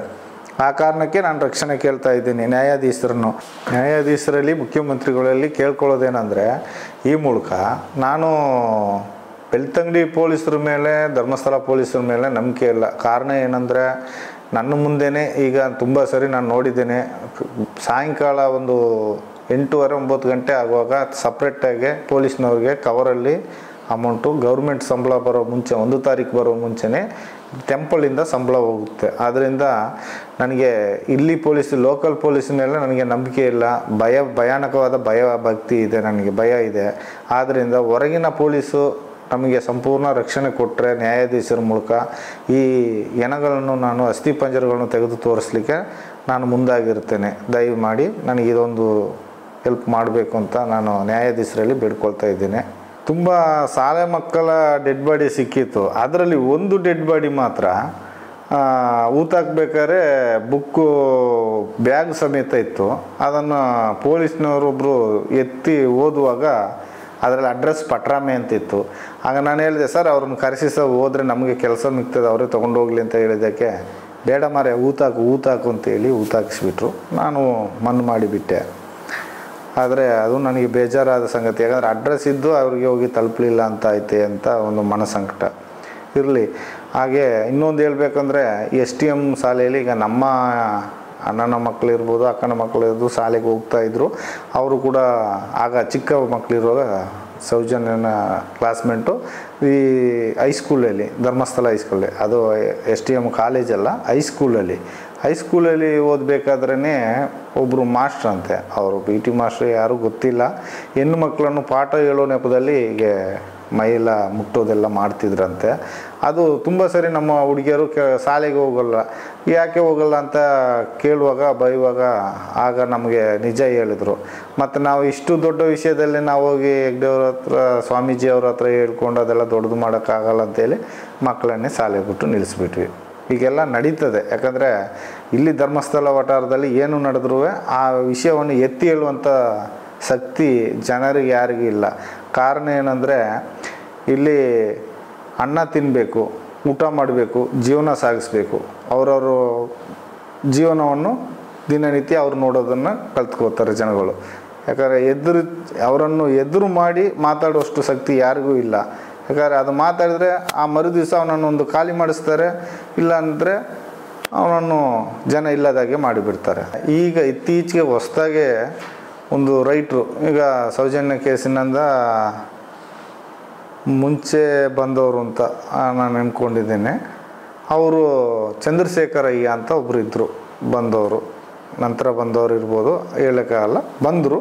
ಅವರು ಹೆಡ್ ಕಾನ್ಸ್ಟೇಬಲ್ ಆಗಿ ಬಂದರು ಧರ್ಮಸ್ಥಳಕ್ಕೆ. ಅವರು ಬರಬೇಕಾದ್ರೆ 2 ಸೂಟ್ ಕೇಸಿಂದ ಬಂದರು. ಕೇರಳದವರು, ಅವರ ವೈಫು ಬಂದರು. ಮಾಹಿತಿ ಕಚೇರಿ ಮೇಲ್ಗಡೆ ರೂಮ್ ಮಾಡಿ ಕೊಟ್ಟರು ಸ್ವಾಮಿ ಹೆಗ್ಡೆಯವರು. ಅದರಲ್ಲಿ ವಾಸ ಮಾಡಿಕೊಂಡು ನಿರ್ವಹಿಸ್ಕೊಂಡಿದ್ರು. ಹಾಗೆ ಸಲ್ಯೂಟ್ ಹಿಡ್ಕೊಂಡು ಹಾಗೆ ಹೀಗೆ ಒಳ್ಳೇದು ಮಾಡಿಕೊಂಡು ಕಾಲ ಕಳ್ಕೊಂಡು ಹೋಗ್ತಾಯಿದ್ರು. ಹೆಣಗಳನ್ನು, ಡೆಡ್ ಬಾಡಿಗಳನ್ನು ತೆಗೆದ್ರೆ ಅದರಲ್ಲಿರುವಂಥ ಆಭರಣ, ಒಂದು ಚಿನ್ನ, ಸರ, ಬೆಂಡೋಲೆ, ಕೈಬಳೆ, ಏನಾದರೂ ಚಿನ್ನದ ಐಟಮ್ ಸಿಕ್ಕಿದರೆ ಅದನ್ನು ತೊಳೆದು ಕೊಡಿ ಅಂತ ಹೇಳ್ತಾರೆ. ಅದು ಮೊದಲಿಂದಲೂ ಪೊಲೀಸ್ನವ್ರಿಗೆ ಕೊಡ್ತಾ ಇದ್ವಿ. ಅದು ನಮಗೆ ಮೊದಲಿದ್ದವರು ತೋರಿಸ್ತಿರಲಿಲ್ಲ. ಬಟ್ ಇವ್ರ ಮೂಲಕ ನಮಗೆ ಕಣ್ಣಿಗೆ ಕಂಡು ಬಂತು. ಹೇಗೆಂದರೆ, ಅದನ್ನು ಬಿಚ್ಚಿ ನಾವು ಸೋಪ್ ಹಾಕಿ ತೊಳೆದು ಒಂದು ಕವರ್ಲ್ಲಿ ಹಾಕಿ ಅವ್ರ ಕೈಯಲ್ಲಿ ಕೊಟ್ಬಿಡೋದು. ಅವರು ತಗೊಂಡು ಹೋಗಿ ಏನು ಮಾಡೋದು, ಆ ಬಾಡಿಯನ್ನು ಬೆಳ್ತಂಗಡಿ ಆಚೆ ಈಚೆಲ್ಲ ಹೋಗಿ ಬರುವಾಗ ಫ್ಯಾನ್ಸಿ ಅಂಗಡಿ ಇದೆ, ಅಲ್ಲಿಗೆ ನನ್ನನ್ನು ಬುಲೆಟಲ್ಲಿ ಕರ್ಕೊಂಡು ಹೋದರು. ಹೋಗ್ಬೇಕಾದ್ರೆ ಸೇಮ್ ಆ ಫ್ಯಾನ್ಸಿ ಅಂಗಡಿಯವನಿಗೆ ತೋರಿಸ್ತಾರೆ, ಇದೇ ಟೈಪು ತೆಗೆದುಕೊಡು ಅಂತ. ಅದೊಂದು 25-30 ರೂಪಾಯಿ ಕೊಟ್ಟು ಸೇಮ್ ಪರ್ಚೇಸ್ ಮಾಡ್ತಾರೆ. ನಾನು ಆಗಲೇ ಕೇಳಿದೆ, ಇದೇನು ಸರ್ ಹೀಗೆ ಮಾಡ್ತೀರಾ ಅಂತ. ಸುಮ್ಮನೆ ರೀ, ನಿಮ್ಗೇನ್ರಿ ಗೊತ್ತು, ಅದೆಲ್ಲ ಸರ್ಕಾರಕ್ಕೆ ಲೆಕ್ಕ ಕೊಡ್ಬೇಕ್ರಿ, ತೊಗೊಳ್ರಿ ಟೀ ಕುಡೀರಿ ಅಂತೇಳಿ 200 ರೂಪಾಯಿ ಕೊಟ್ಬಿಟ್ಟು ಅಲ್ಲಿಗೆ ನನ್ನನ್ನು ಸರಿ ಮಾಡಿದರು. ಮತ್ತು ನಾನು ಮಾತಾಡಲಿಲ್ಲ, ಪೊಲೀಸ್ನವರು ವಿಷಯ ನಮ್ಗೆ ಯಾಕೆ ಬೇಕು ಅಂತ ಸುಮ್ಮನಾದೆ. ಈ ಥರ ನಮ್ಮ ಬೆಳ್ತಂಗಡಿ ಪೊಲೀಸು, ಧರ್ಮಸ್ಥಳ ಪೊಲೀಸು ಹೋಗ್ತಾ ಇದೆ. ಈ ಸೌಜನ್ಯ ಕೇಸಲ್ಲಿ ಈಗ ಹೇಳ್ಕೊಳ್ತಾ ಇರೋವಂಥ ಒಂದು 3-4 ಜನರದ ಕ್ಯಾರೆಕ್ಟ್ರ್ ನಾನು ಹೇಳೋಕ್ಕೆ ಇಷ್ಟಪಡ್ತೀನಿ. ಅವ್ರ ಕ್ಯಾರೆಕ್ಟರ್ ಹೆಂಗೆ ಅಂದರೆ, ನಾನೊಂದು 25 ವರ್ಷ ಕೆಲಸ ಮಾಡಿಕೊಂಡು ಅವ್ರನ್ನ ಫಾಲೋ ಮಾಡಿರೋ ಲೆಕ್ಕದಲ್ಲಿ ನನಗೆ ಗೊತ್ತಿದ್ದ ಮಟ್ಟಿಗೆ ಉದಯ್ ಜೈನ್ನ ಉದ್ದೇಶ ಏನಂದರೆ, ಅವನು ಈಗ ಪ್ಯಾಂಟ್ ಹಾಕ್ತಾನೆ, ಹಾಗೆಲ್ಲ ಪ್ಯಾಂಟ್ ಹಾಕೋದಿಲ್ಲ, ವೈಟು ಪಂಚೆ ಶರ್ಟ್ ಹಾಕ್ಕೊಂಡು ಆಟೋ ಓಡಿಸೋದು. ಇವರು ಎಲ್ಲರೂ ಲೈನಲ್ಲಿ ಬಂದು ಪ್ಯಾಸೆಂಜರ್ ಹಾಕ್ಕೊಂಡು ಹೋದರೆ ಇವನು ಮಾತ್ರ ಅಲ್ಲಿ ಹೋಗಿ ಪ್ಯಾಸೆಂಜರ್ ಹಾಕ್ಕೊಳ್ಳೋದು. ಮತ್ತು ಒಂದು ಅನಾಥನಾಗೆ ಅಂದರೆ ಆ ರಿಕ್ಷಾದಲ್ಲೇ ಮಲ್ಕೊಳ್ಳೋದು. ರಾತ್ರಿ ಬೆಳಗ್ಗೆ ಎದ್ದು ಎಷ್ಟೊತ್ತಿಗೂ, ರಾತ್ರಿ 3 ಗಂಟೆ 2 ಗಂಟೆ ಎಷ್ಟೊತ್ತಿಗೂ ಅವನು ಬಾಡಿಗೆ ಓಡಿಸೋದು. ಆ ಥರ ಮಾಡಿಕೊಂಡು ಕಾಲ ಕಳೀತಿದ್ದ. ಉಜಿರೆ ಹೋದರೆ ಉಜಿರೆ ಸೈಡ್ ಮಲಗೋದು, ಅಲ್ಲಿ ಧರ್ಮಸ್ಥಳದಲ್ಲಿ ಪ್ರತಿಮಾ ಸ್ಟುಡಿಯೋದಲ್ಲಿ ಮಲ್ಕೊಳ್ಳೋದು, ಈ ಥರ ಮಾಡ್ತಾಯಿದ್ದ. ಈಗ ಸೌಜನ್ಯ ಕೇಸ್ನಿಂದಾಗಿ ಸ್ವಲ್ಪ ದತ್ತುಪುತ್ರನಾಗಿ ಸ್ವಲ್ಪ ಇನ್ಫ್ಲುಯೆನ್ಸ್ ಆಗಿಬಿಟ್ಟಿದ್ದಾನೆ. ದೊಡ್ಡ ಒಂದು ಏನಪ್ಪ ಅಂದರೆ VIP ಥರ ಕಾಣ್ತಾ ಅವರೇ ಈಗ ಜನಗಳ ಪಾಪ್ಯುಲರ್ ಆಗಿದ್ದಾನೆ ಅಷ್ಟೇ. ಮತ್ತು ಇವನ ಉದ್ದೇಶ ಏನಂದರೆ, ಜನಗಳನ್ನ ಈಗ ಬಾಹುಬಲಿ ಬೆಟ್ಟಕ್ಕೆ ಕರ್ಕೊಂಡು ಹೋಗ್ಬೇಕಾದ್ರೆ ಪ್ಯಾಸೆಂಜರ್ನ ಕರ್ಕೊಂಡೋಗಿ ಬಿಟ್ಬಿಡ್ತಾನೆ. ಅವರು ಬಾಹುಬಲಿ ಬೆಟ್ಟ ಸುತ್ಕೊಂಡು ಬರೋಷ್ಟೊತ್ತಿಗೆ ಇವನೇನು ಮಾಡೋದು, ಒಂದು ಟವಲ್ನ ತೆಗೆದು ಮಡಿ ಮೇಲೆ ಹಾಕ್ಕೊಳ್ತಾನೆ. ಮಡಿ ಮೇಲೆ ಹಾಕ್ಕೊಬಿಟ್ಟು, ಈ ನಾವು ಅದನ್ನು ನ್ಯಾಯಾಧೀಶರಿಗೆ ಹೇಳಲಿಕ್ಕೆ ಸಂಕೋಚ ಪಡುತ್ತೆ, ವರ್ಡ್ ಯಾವ ಥರ ಬಳಸಬೇಕು ಅಂತ. ಅವನ ಒಂದು ಈ ಕೆಟ್ಟ ಚಟ ಅಂದರೆ, ನಾವು ಹಳ್ಳಿ ಭಾಷೆಯಲ್ಲಿ ಹೇಳ್ಬೇಕಂದ್ರೆ ನಿಜವಾಗೂ ಜಟ್ಕ ಹೊಡಿಯೋದು ಅಂತ ಹೇಳ್ತಾರೆ, ಕೈ ಜಟ್ಕ. ಆ ಥರ ಕೈ ಹಿಡ್ಕೊಂಡು ಕುಳ್ಕಾಡಿಸ್ಕೊಳ್ತಾ ಇರ್ತಾನೆ. ಏನಪ್ಪ ಇವನು ಕೈ ಕುಳ್ಕಾಡಿಸ್ತಾನೆ ರಿಕ್ಷಾದಲ್ಲಿ ಕೂತ್ಕೊಂಡು ಅಂತ ನೋಡಿದ್ರೆ ನಮ್ಮ ಕೆಲಸ ಕಸ ಗುಡಿಸೋದು, ಬೆಂಕಿ ಕೊಡೋದು. ನಾವು ಗಂಡ ಹೆಂಡತಿ ಆ ಕೆಲಸ ಮಾಡ್ತಾ ಇರ್ತೀವಿ. ನಮ್ಮನ್ನು ಕರಿತಾನೆ, ನಾನು ಅಲ್ಲಿಗೆ ಹೋಗ್ತೇನೆ. ಹೋಗುವಾಗ ಹಿಡ್ಕೊಂಬಾರೆ ಕೈಯಲ್ಲಿ ಅಂತ ಹೇಳ್ತಾನೆ. ನಾವು ಅದನ್ನು ಅವನ ಕೈಯಲ್ಲಿ ಇಟ್ಕೊಳ್ಬೇಕಂತ, ಅವನ ಒಂದು ಯಂತ್ರವನ್ನು ನಾವು ಕೈಯಲ್ಲಿ ಇಟ್ಕೋಬೇಕು ಅಂತ ಹೇಳ್ತಾನೆ. ಈ ಭಾಷೆಯನ್ನು ನಾನು ನ್ಯಾಯಾಲಯ ಮುಂದೆ ಹೇಳಲಿಕ್ಕೆ ನನಗೆ ಸಂಕೋಚ ಆಗುತ್ತೆ. ಅವನು ಆ ಥರ ಒಂದು ಕ್ರೂರವಾದ ಒಂದು ಇದು ಮಾಡ್ತಾರೆ. ಏನು ಮಾರೆ ಹೆಣ್ಮಕ್ಳಿದ್ದಾರೆ, ಹೆಂಗಸ್ರಿದ್ದಾರೆ, ಈ ಥರ ಎಲ್ಲ ಮಾಡ್ತೀಯ, ನಾಚಿಕೆ ಆಗಲ್ವ ಅಂದರೆ ಅದೆಲ್ಲ ಏನಾಗಲ್ಲ ಮಾರೆ, ಹಿಡ್ಕೊಂಬಾರೆ ಏನಾಗಲ್ಲ, ನೋಡು ಹೇಗಿದೆ ನಂದು, ಹೇಗಿದೆ ನೋಡು ಅಂತ ಹೇಳ್ತಾನೆ. ಆ ಥರದ ಒಂದು ದೊಡ್ಡ ಕ್ರೂರ ಪಾಪಿ ಅಂದರೆ ದೊಡ್ಡ ಕ್ರೂರ ಪಾಪಿ. ಯಾಕಂದರೆ ಅವನು ಎಲ್ಲಿ ಬೇಕೋ ಆ ಥರ ಒಂಟಿ ಹೆಂಗಸ್ರೆಲ್ಲ ಸಿಕ್ಕಿದ್ರೆ ಬಾಡಿಗೆ ಮಾಡೋ ಥರ ಹೋಗೋದು, ಕರ್ಕೊಂಡು ಹೋಗೋದು. ಕೆಲವೊಂದು ಯಾತ್ರಿಕರು ಬರ್ತಾರೆ, ಒಂಟಿ ಮಹಿಳೆಯರು, ಅವ್ರ ಊರಿನಲ್ಲೆಲ್ಲ ಪಾಪ ಅವ್ರಿಗೇನೋ ಕಷ್ಟ ಸಮಸ್ಯೆ ಪರಿಹಾರ ಇರದೇ ಇರುತ್ತೆ, ಬರ್ತಾರೆ ದೇವ್ರ ಸನ್ನಿಧಾನದಲ್ಲಿ ಏನಾದರೂ ಒಂಚೂರು ಬೇಡ್ಕೊಂಡು ಹೋಗೋಣ ಅಂತ, ಅಂಥವ್ರನ್ನೇ ಟಾರ್ಗೆಟ್ ಮಾಡೋದು ಇವನ ಕೆಲಸ. ಆ ಹೆಂಗಸ್ರನ್ನು ಕರ್ಕೊಂಡು ಹೋಗೋದು, ಎಲ್ಲಾದರೂ ಒಂದು ಕಡೆ ಕಾಡು ಇದ್ದ ಕಡೆ ಹೋಗೋದು, ಏನೋ ಮಜಾ ಮಾಡೋದು, ಅವ್ರಿಗೆ ಕಾಸು ಕೊಡ್ತಾನೆ ಇಲ್ವೋ ಗೊತ್ತಿಲ್ಲ. ಈ ಥರದ ಉದ್ಯೋಗದಲ್ಲಿ ಅವನು ತುಂಬ ತಡ್ಕೋತಾನೆ.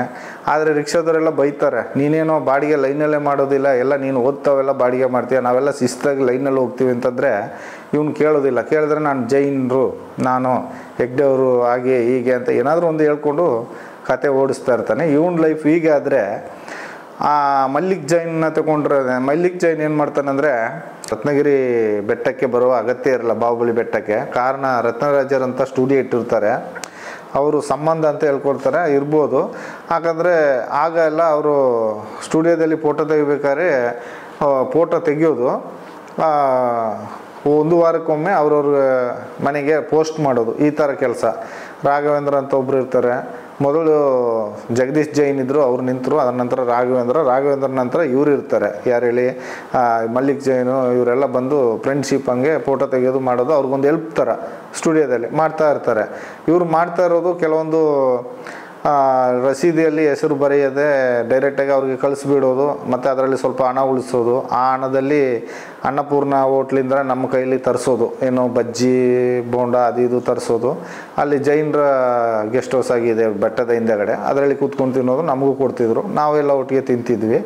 ಹೀಗೆ ಮಾಡ್ತಾ ಇರ್ಬೇಕಾದ್ರೆ ಇವೇನು ಮಾಡೋದು, ಹೆಣ್ಮಕ್ಳು ಅಡ್ರೆಸ್ ಎಲ್ಲ ಅದರಲ್ಲಿ ಇರ್ತದೆ ನೋಡಿ. ಒಳ್ಳೊಳ್ಳೆ ಹುಡುಗಿಯರು ಬಂದರೆ ಆ ಫೋನ್ ನಂಬರ್ಗೆ ಫೋನ್ ಮಾಡೋದು, ಚುಡಾಯಿಸೋದು, ಪೋಸ್ಟ್ ಮಾಡಿದ್ದೀವಿ ಹಾಗೆ ಹೀಗೆ ಅಂತೆಲ್ಲ ಮಾಡೋದು, ಹೆಂಗಸ್ರ ಹತ್ರ ಫೋನ್ ನಂಬರ್ ಕಲೆಕ್ಟ್ ಮಾಡೋದು, ಇದೆಲ್ಲ ಮಾಡ್ತಾ ಇದ್ದ. ಅದು ನಮಗೆ ಗೊತ್ತಿದ್ದ ವಿಷಯ. ಅದ್ರ ನಂತರ ಬೆಟ್ಟದಲ್ಲಿ ಒಳ್ಳೆ ಹುಡುಗಿಯರು ಬಂದರೆ ಅವರನ್ನು ಲೈನ್ ಹಾಕೋದು. ಲೈನ್ ಅಂದರೆ ಚುಡಾಯಿಸೋದು, ಚೀಟಿಯಲ್ಲಿ ಇವ್ರ ಫೋನ್ ನಂಬರ್ ಬರೆಯೋದು, ಹುಡುಗಿಯರ ಹತ್ರ ಬಿಸಾಡೋದು, ಹೀಗೆಲ್ಲ ಮಾಡೋದು. ಈ ಕಡೆ ಸ್ಟೆಪ್ನಿಂದ ಕೆಳಗಡೆ ಇಳ್ಕೊಂಡು ಹೋಗೋದು, ಕೆಳಗಡೆಯಿಂದ ಬೇರೆ ಹುಡುಗಿ ಬಂದರೆ ಆ ಹುಡುಗಿಯನ್ನು ಫಾಲೋ ಮಾಡ್ತಾ ಮೇಲೆ ಬರೋದು, ಇದೇ ಕೆಲಸ ದಿನನಿತ್ಯ. ಇವರು ಇನ್ನೊಂದು ಹೇಳ್ಬೇಕಂದ್ರೆ ಸಂತೋಷ್ ರಾವ್ನ ಹಿಡ್ಕೊಟ್ವಿ ಅಂತ ಹೇಳ್ತಾರೆ. ಹಿಡ್ಕೊಡೋಕ್ಕೆ ಇವ್ರಿಗೆ ಅರ್ಹತೆ ಇಲ್ಲ. ಕಾರಣ ಅಂದರೆ ಬಾಹುಬಲಿ ಬೆಟ್ಟದಲ್ಲಿ ಇವರಿಗೆ ಜಾಬೇ ಇಲ್ಲ. ಇವರ ಕೆಲಸ ಕಚೇರಿಯಲ್ಲಿ. ಇತ್ತೀಚೆಗೆ ಅವರ ತಂದೆ ತೀರಿದ್ರು. ತಂದೆ ತೀರಿದ ನಂತರ ತಂದೆ ಕೆಲಸವನ್ನು ಅವರಿಗೆ ಕಚೇರಿಯಲ್ಲಿ ಕೊಟ್ಟರು. ಕಚೇರಿಯಿಂದ ಅವರ ಕೆಲಸ ಆ ಕಡೆ ದೇವಸ್ಥಾನದ ಕಡೆ. ಬಾಹುಬಲಿ ಬೆಟ್ಟಕ್ಕೆ ಅವರು ಕಾಲಿಡುವ ಅಗತ್ಯ ಇರೋದಿಲ್ಲ. ಮಾಹಿತಿ ಕಚೇರಿ ಸಿಬ್ಬಂದಿ ಮಾತ್ರ ಅದನ್ನು ಸುತ್ತುವರಿದು ನೋಡಿ ಬಾಗಿಲು ಹಾಕ್ಕೊಂಡು ಬೀಗ ಹಾಕ್ಕೊಂಡು ಬರೋದು ಮಾಹಿತಿ ಕಚೇರಿ ಅವರ ಕೆಲಸ. ಇವರು ಆ ದಿವಸ ಹಿಡ್ಕೊಡ್ಲಿಕ್ಕೆ ಅಂತ ಉದ್ದೇಶಕ್ಕಂತಲೇ ಅವರು ಅಲ್ಲಿಗೆ ಹೋಗಿದ್ದಾರೆ. ಇವರೇ ಹಿಡ್ಕೊಟ್ಟಿದ್ದಾರೆ ಸಂತೋಷ್ ರಾವನ್ನು, ಇವರೇ ಹಿಡ್ಕೊಟ್ಟದ್ದು. ಕಾರಣ ಕೇಳ್ತಾರೆ, ನನ್ನ ಕರ್ತವ್ಯ, ನಾನು ಬಾಹುಬಲಿ ಬೆಟ್ಟವನ್ನು ಸುತ್ತುವರೆದು ಬಂದು ನಾನು ಚೆಕ್ ಮಾಡಿ ಬೀಗ ಹಾಕಿ ಹೋಗುವಂಥ ಟೈಮ್ನಲ್ಲಿ ಇವನನ್ನು ನೋಡಿದೆ, ನಾನು ಹಿಡಿದು ಕೊಟ್ಟೆ ಅಂತ ಹೇಳ್ತಾರೆ. ಆದರೆ ಇವರಿಗೆ ಅಲ್ಲಿ ಬಾಹುಬಲಿ ಬೆಟ್ಟದಲ್ಲಿ ಒಂದು ದಿನವೂ ಆ ಕೆಲಸ ಇಲ್ಲ. ಸ್ಟುಡಿಯೋಕ್ಕೆ ಹೋದರೆ ಫೋಟೋ ತೆಗೆದ್ರೆ ಹೋಗಿದ್ರೆ ಅದರಿಂದ ನಿಂತು ಅವರ ಕೆಲಸ. ಆ ನಂತರ ಈಗ ಅವರ ತಂದೆ ಕೆಲಸ ಕಚೇರಿಯಲ್ಲಿ ಬಂದ ನಂತರ ಅವರಿಗೆ ಬಾಹುಬಲಿ ಬೆಟ್ಟದಲ್ಲಿ ಅರ್ಹತೆಯೇ ಇಲ್ಲ, ಅಲ್ಲಿಗೆ ಹೋಗುವ ಅರ್ಹತೆಯೇ ಇಲ್ಲ. ಕಾರಣ ಬೆಟ್ಟದಲ್ಲಿ ಡ್ಯೂಟಿ ಮಾಡುವವರು ಬೇರೆ, ಇವರೇ ಬೇರೆ.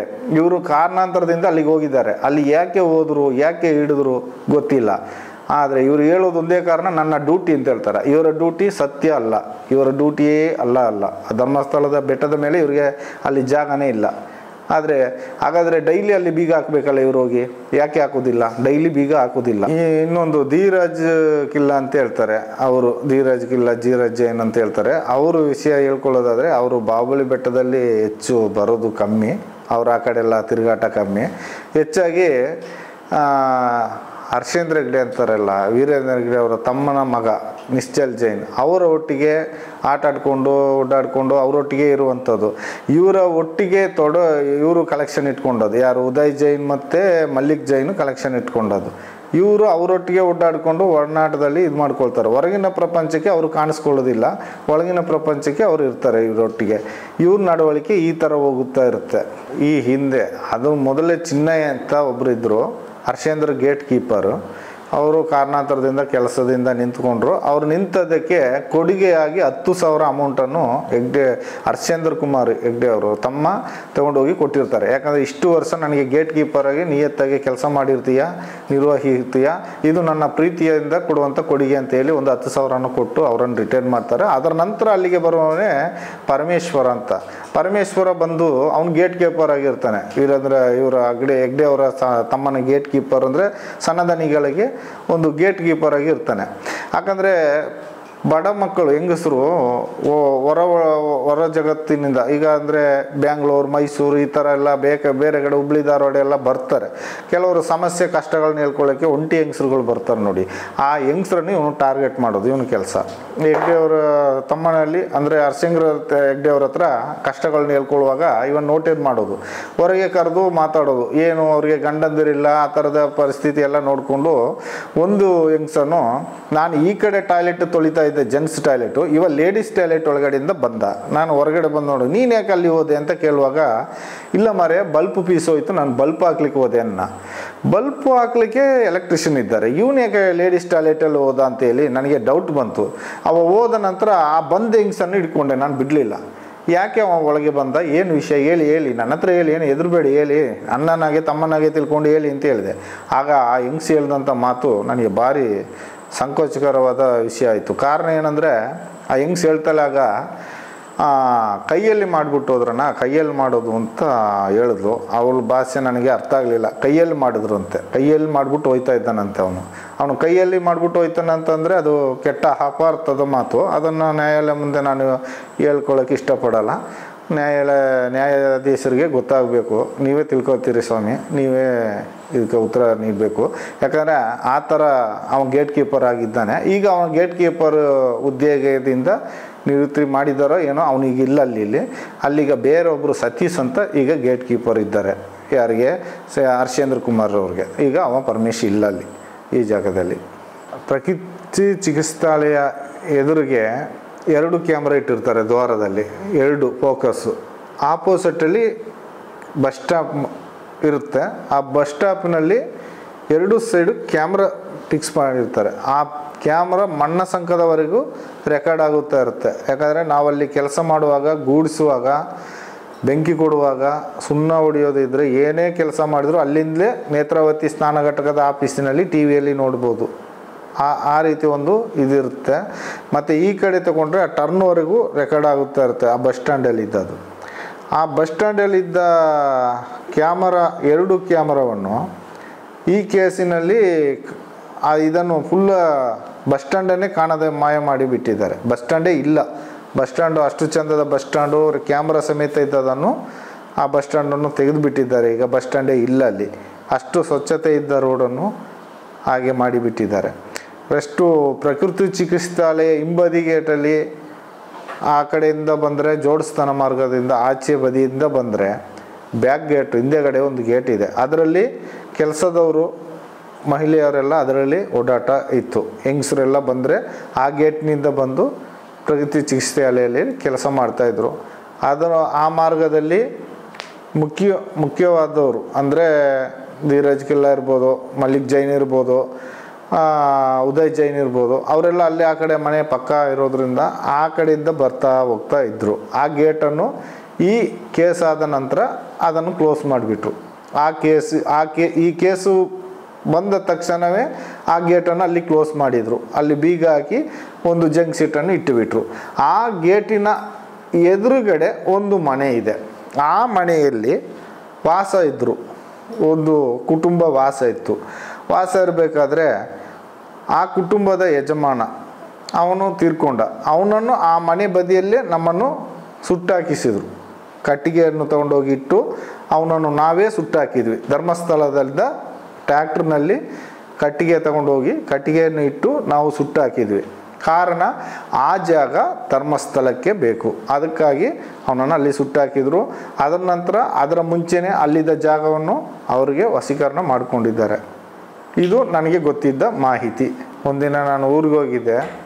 ನಡುರಾತ್ರಿ ಬಾಲಕೃಷ್ಣ ಮ್ಯಾನೇಜರ್ ಫೋನ್ ಮಾಡಿ, ಎಲ್ಲಿ ಹೋಗಿದ್ದೆ, ಎಲ್ಲಿ ಸತ್ತಿದ್ದೀನಿ ನೀನು ಮಾರೆ, ಇಲ್ಲಿ ಎರ ಬಿದ್ದರೆ ತೆಗಿಲಿಕ್ಕೆ ಜನ ಇಲ್ಲ, ನಾಯಿ ಸತ್ರ ತೆಗಿಲಿಕ್ಕೆ ಜನ ಇಲ್ಲ, ಕಸ ಗುಡಿಸೋರು ಯಾರು, ನಿನ್ನಷ್ಟಿಗೆ ನಿನ್ನ ಇಷ್ಟಕ್ಕೆ ರಜೆ ಮಾಡಿ ಹೋದರೆ ಯಾರು ಕೇಳಿ ರಜೆ ಮಾಡಿದೆ ಅಂತ ಕೇಳಿದರು.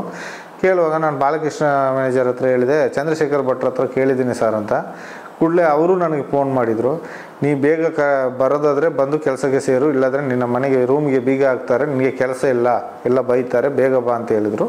ನಾನು ಆ ಕೂಡಲೇ ಹೊರಟು ಬಂದೆ. ಬರಬೇಕಾದ್ರೆ ಒಂದು 10 ಗಂಟೆ ಸಮಯ ಇರಬೇಕು ಬೆಳಿಗ್ಗೆ. ಅಷ್ಟೊತ್ತಿಗೆ ಒಂದು 2-3 ವ್ಯಾನ್ 4-5 ವ್ಯಾನ್ ಬಂತು. ವ್ಯಾನ್ನಲ್ಲಿ ನಾಯಿ ಎಲ್ಲ ಕರ್ಕೊಂಡು ಬಂದರು. ಕರ್ಕೊಂಡು ಬರುವಾಗ ಅಲ್ಲಿ ಹೆಣ ಇದೆ ಅಂತ ಗೊತ್ತಾಯಿತು. ಹೋದೆ. ಅಷ್ಟಾಗುವಾಗ ನನಗೆ ಗೊತ್ತಾಯಿತು ಅದು ಸೌಜನ್ಯನ ಶವ ಅಂತ ಮತ್ತೆ ಗೊತ್ತಾಯಿತು. ಇವಾಗ ಬಂದವರು ಮಂಗಳೂರಿಂದ ಪೊಲೀಸ್ನವರು ಯಾರು ಬಂದರು ಈ ಕಾರ್ನಲ್ಲಿ, ಇವರೆಲ್ಲ ಯಾರು ಡೆಡ್ ಬಾಡಿ ಇದ್ದ ಜಾಗಕ್ಕೆ ಹೋಗಲಿಲ್ಲ. ಬೆಳ್ತಂಗಡಿ ಪೊಲೀಸು, ಧರ್ಮಸ್ಥಳ ಪೊಲೀಸು ಮಾತ್ರ ಡೆಡ್ ಬಾಡಿ ಹತ್ರ ನಿಂತರು. ಅಲ್ಲದೆ ಇವರೆಲ್ಲ ರೋಡ್ನಿಂದ ಹೊರಗಡೆ ನಿಂತ್ಕೊಂಡ್ರು. ಮತ್ತು ಅವರು ಏನು ಮಾಡಿದ್ರು, ಅರ್ಧ ಗಂಟೆ 1/4 ಗಂಟೆ ಕಾರ್ಯಾಚರಣೆ ಮಾಡಿ ಪೊಲೀಸ್ನವರು ನಾಯಿ ಕರ್ಕೊಂಡು ಹೊರಟರು. ಮತ್ತು ಡೆಡ್ ಬಾಡಿ ತಗೊಂಡು ಹೋದರು. ಆನಂತರ ಗೊತ್ತಾಯಿತು ಡೆಡ್ ಬಾಡಿ ಸೌಜನ್ಯದು ಅಂತ. ಅದರ ನಂತರ ನೋಡಿದರೆ ಹಿಂದೆಯೇ ಬಾಲಕೃಷ್ಣ ಪೂಜಾರಿ ಅಂತ ಇದ್ದಾರೆ, ಅವರು ಸೌಜನ್ಯನ ತಾಯಿಯನ್ನು ಕರ್ಕೊಂಡೋಗಿ ಬೆನಕ ಹಾಸ್ಪಿಟ್ಲಲ್ಲಿ ಕೂಡಿ ಹಾಕಿದರು. ಇವಳು ಅಸ್ವಸ್ಥಲಾಗಿದ್ದಾಳೆ, ಮಾನಸಿಕ ಆಗಿದ್ದಾಳೆ, ಇವಳನ್ನು ಯಾವುದೇ ಕಾರಣಕ್ಕೂ ಹೊರಗೆ ಬಿಡಬೇಡಿ ಅಂತೇಳಿ ಅಲ್ಲಿ ಕೂಡಿ ಹಾಕಿದರು. ಅವ್ರ ತಂದೆಯನ್ನು ಸಾಕ್ಷಿ ಹೇಳಲಿಕ್ಕೆ ಅಂತೇಳಿ ಬೆಳ್ತಂಡಿ ಪೊಲೀಸ್ ಸ್ಟೇಷನ್ಗೆ ಕರ್ಕೊಂಡು ಹೋದರು. ಸರಿ, ಅದ್ರ ನಂತರ ಏನಾಯಿತು ನನಗೆ ಗೊತ್ತಾಗಲಿಲ್ಲ. ನಾನು ಇಲ್ಲಿ ಕೆಲಸ ಮಾಡಿ ನನ್ನಷ್ಟೇ ಕೆಲಸ ಎಲ್ಲ ಮುಗಿಸಿ ಒಂದು 11 ಗಂಟೆ ಆಗುವಾಗ ನಾವು ಹೋಗಿ ನೋಡಿ ಬರುವಪ್ಪ ನಮ್ಮೂರು ಹೆಣ್ಣು ಮಕ್ಕಳು ಹೇಗೆ ಏನು ಅಂತ ನೋಡುವಂತ ಹೋಗುವಾಗ ಅಲ್ಲಿ ರಸ್ತೆಯಲ್ಲಿ ಬೆದರು ಬೊಂಬೆಲ್ಲ ಇಟ್ಟು ಬ್ಯಾರ್ಲು ಇದೆಲ್ಲ ಡ್ರಮ್ ಎಲ್ಲ ಇಟ್ಟಿದ್ರು. ಯಾವುದೇ ಹೆಣ ಹೋದರೂ ಆ ಥರ ಇಡೋದಿಲ್ಲ. ಈ ಹೆಣಕ್ಕೆ ಮಾತ್ರ, ಈ ಡೆಡ್ ಬಾಡಿ ಕೊಂಡೋಗುವಾಗ ಮಾತ್ರ ಆ ಥರ ಇಟ್ಟಿದ್ದಾರೆ. ಮತ್ತು ಅಲ್ಲಿ ಹೋಗಿ ನೋಡುವಾಗ ಕನ್ನಡಿ ಎಲ್ಲ ಬಂದಾಗಿದೆ, ಕನ್ನಡಿ ಸಮೇತ ಓಪನ್ ಇಲ್ಲ. ಸರಿ, ನಾವು ನೋಡುವಾಗ ಅಲ್ಲಿ ರೂಮ್ ಬಾಯ್ನವರು 4-5 ಜನ ಇದ್ದಾರೆ, ಮತ್ತು ಧರ್ಮಸ್ಥಳ ಪೊಲೀಸೇ ಅಲ್ಲಿ ಇದ್ದರು. ನಾನು ನೋಡಿಕೊಂಡು ನನ್ನಷ್ಟಿಗೆ ಬಂದೆ. ಯಾಕಂದರೆ ನಾನು ಎಣ್ಣೆ ತೆಗೆಯೋದ್ರಿಂದ ನನ್ನನ್ನು ಏನು ಕೇಳಲಿಲ್ಲ. ನಾನು ಅಷ್ಟಿಗೆ ಹೋಗಿ ಬಂದೆ. ಹಾಗೆ ಸ್ವಲ್ಪ ಸಮಯ ಹೋಗ್ತಾ ಒಂದು ಸ್ವಲ್ಪ ದಿನಗಳು ಹಾಗೆ ದಿನ ಕಳೆದ ಹೋಗ್ತಾ ಇದ್ದಂಗೆ ರವಿ ಪೂಜಾರಿ ಸ್ವಲ್ಪ ಎಣ್ಣೆ ಹಾಕ್ಕೊಳ್ತಾ ಇದ್ದ. ಎಣ್ಣೆ ಹಾಕ್ಕೊಂಡು ಅವನಷ್ಟಕ್ಕೆ ಅವನು ಸ್ವಲ್ಪ ಮಾತಾಡಿ, ಅದು ಏನು ಅಂದರೆ ಭಯನಟದಲ್ಲಿ ಸ್ವಲ್ಪ ಭಯಭೀತಿ ಬಿದ್ದಿದ್ದ, ಮುಖ ಎಲ್ಲ ಭಯಭೀತಿ ಇತ್ತು. ಆ ಟೈಮ್ಗೆ ನಾನು ಕೇಳಿದೆ, ಯಾಕೆ ಮರೆ ಈ ಥರ ಇದೆಯಾ, ಎಣ್ಣೆ ಹಾಕ್ಕೊಂಡು ಈ ಥರ ತಿರುಗ್ತೀಯ ಅಂತ. ಅಲ್ಲಿ ನೆಸ್ಕಾಫಿ ಅಂಗಡಿಯವರು ಇದ್ದರು. ಅವ್ರ ಹತ್ರ ಒಂದು 2-3 ಸಾವಿರ ರೂಪಾಯಿ ದುಡ್ಡು ಇವನು ಸಾಲ ಕೊಟ್ಟಿದೆ ಅಂತ ಅವನೇ ಹೇಳಿದ ನನ್ನ ಹತ್ರ. ಮತ್ತು ಮನೆಯಲ್ಲಿ ಒಂದು 8,000 ದುಡ್ಡು ಕೊಟ್ಟು ಬಂದಿದ್ದೇನೆ ಅಂತ ಹೇಳ್ದ. ಇಷ್ಟು ದುಡ್ಡು ಎಲ್ಲಿಂದ ಬಂತು ಮಾರೆ ಅಂತ ನಾನು ಕೇಳಿದೆ. ನನಗೆ ಸಣ್ಣದನಿಗಳಿಗೆ ಕರೆದು ಕೊಟ್ಟರು ಮಾರೆ 25,000 ಅಂತ ಹೇಳ್ದ. ಮತ್ತು ಹೋಗು ಮಾರೆ, ಸಣ್ಣದನಿಗಳು ಮದುವೆ ಆದವ್ರಿಗೆ ಮಾತ್ರ ಸಾಲ ಕೊಡೋದು, ನಿನಗೆ ಮದುವೆ ಆಗಿಲ್ಲ, ನಿನಗೆ ಯಾಕೆ ಸಾಲ ಕೊಡ್ತಾರೆ ಅಂತ ಹೇಳುವಾಗ, ಹೋಗು ಮಾರೆ ನಿನಗೆ ಎಂತ ಗೊತ್ತು, ನಿನ್ನ ಕೆಲಸ ನೋಡು ಹೋಗು ಅಂತ ಹೇಳಿದ. ಮತ್ತು ಯಾಕೆ ಮಾರೆ ಇಷ್ಟು ಟೆನ್ಷನಲ್ಲಿದೆಯಾ, ಏನಾಯಿತು ಏಕೆ ಅಂತ ಹೇಳುವಾಗ ಭಯಭೀತನಾಗೇ ಇದ್ದ ಪಾಪ. ನನಗೆ ಅವ್ನು ನೋಡುವಾಗ ಬೇಜಾರಾಗ್ತಾಯಿತ್ತು. ಇಷ್ಟು ದಿವಸದಲ್ಲಿ ನಾನು ಆ ಥರ ಅವನ ಬೇಜಾರಿನಲ್ಲಿ ನಾನು ನೋಡಲಿಲ್ಲ. ಚಂದದಲ್ಲಿ ನಕ್ಕೊಂಡು ಖುಷಿಯಲ್ಲಿ ಇರ್ತಿದ್ದ, ಹಾಗೆ ದೆವ್ವ ಬಡ್ದಾಗೆ ಇದ್ದ.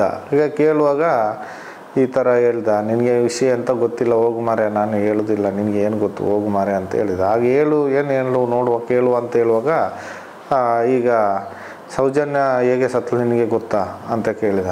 ಕೇಳುವಾಗ, ಏನು ಮಾರೆ ಆಶ್ಚರ್ಯ, ನಿನ್ನ ಹೇಳೋದು ನಾನು ನಂಬಲಿಲ್ಲ ಮಾರೆ, ಹೋಗು ಮಾರೆ ಅಂತ ಹೇಳಿದೆ. ಹೋಗು ಅಂತ ಹೇಳಿದೆ. ಸರಿ ಹೇಳು ಮಾರೆ ಏನು ಅಂತ ಹೇಳುವಾಗ, ಈ ಥರ ಇದನ್ನು ಸಣ್ಣದನಿಗಳೇ ಮಾಡಿದ್ದು ಮಾರೆ, ನಿನಗೆ ವಿಷಯ ಗೊತ್ತಿಲ್ಲ, ನೀನು ಹೋಗು. ಆವತ್ತು ನಾನು ಫೋನ್ ಮಾಡುವಾಗ ಬಂದಿದ್ದರೆ ನಿನಗೆ ಗೊತ್ತಾಗ್ತಿತ್ತು, ನೀನು ಫೋನ್ ಮಾಡುವಾಗ ಬರಲಿಲ್ಲಲ್ಲ, ಆಗ ನಾನೆಲ್ಲ ಇದ್ದದ್ದು, ನನಗೆಲ್ಲ ಗೊತ್ತು, ನಿನ್ನ ಹತ್ರ ಹೇಳಲಿಕ್ಕೆ ಏನಿಲ್ಲ, ಹೋಗು ಮಾರೆ, ನೀ ಯಾರಿಗೆ ಹೇಳ್ಬೇಡ ಅಂತೇಳಿ ಇದು ಮಾಡಿಬಿಟ್ಟ. ಆನಂತರ ನಾನು ಸುಮ್ಮನೆ ಆದೆ. ಸರಿ, ಇದು ಈ ಥರ ಹೇಳಿದ್ದಾನೆ ಅಂತ ಕೇಳುವಾಗ ಮತ್ತೆ 25,000 ಅವರು ದನಿಗಳು ಕರೆದು ಕೊಟ್ಟಿದ್ದಾರಂತೆ ಅವನಿಗೆ ಸಾಲ.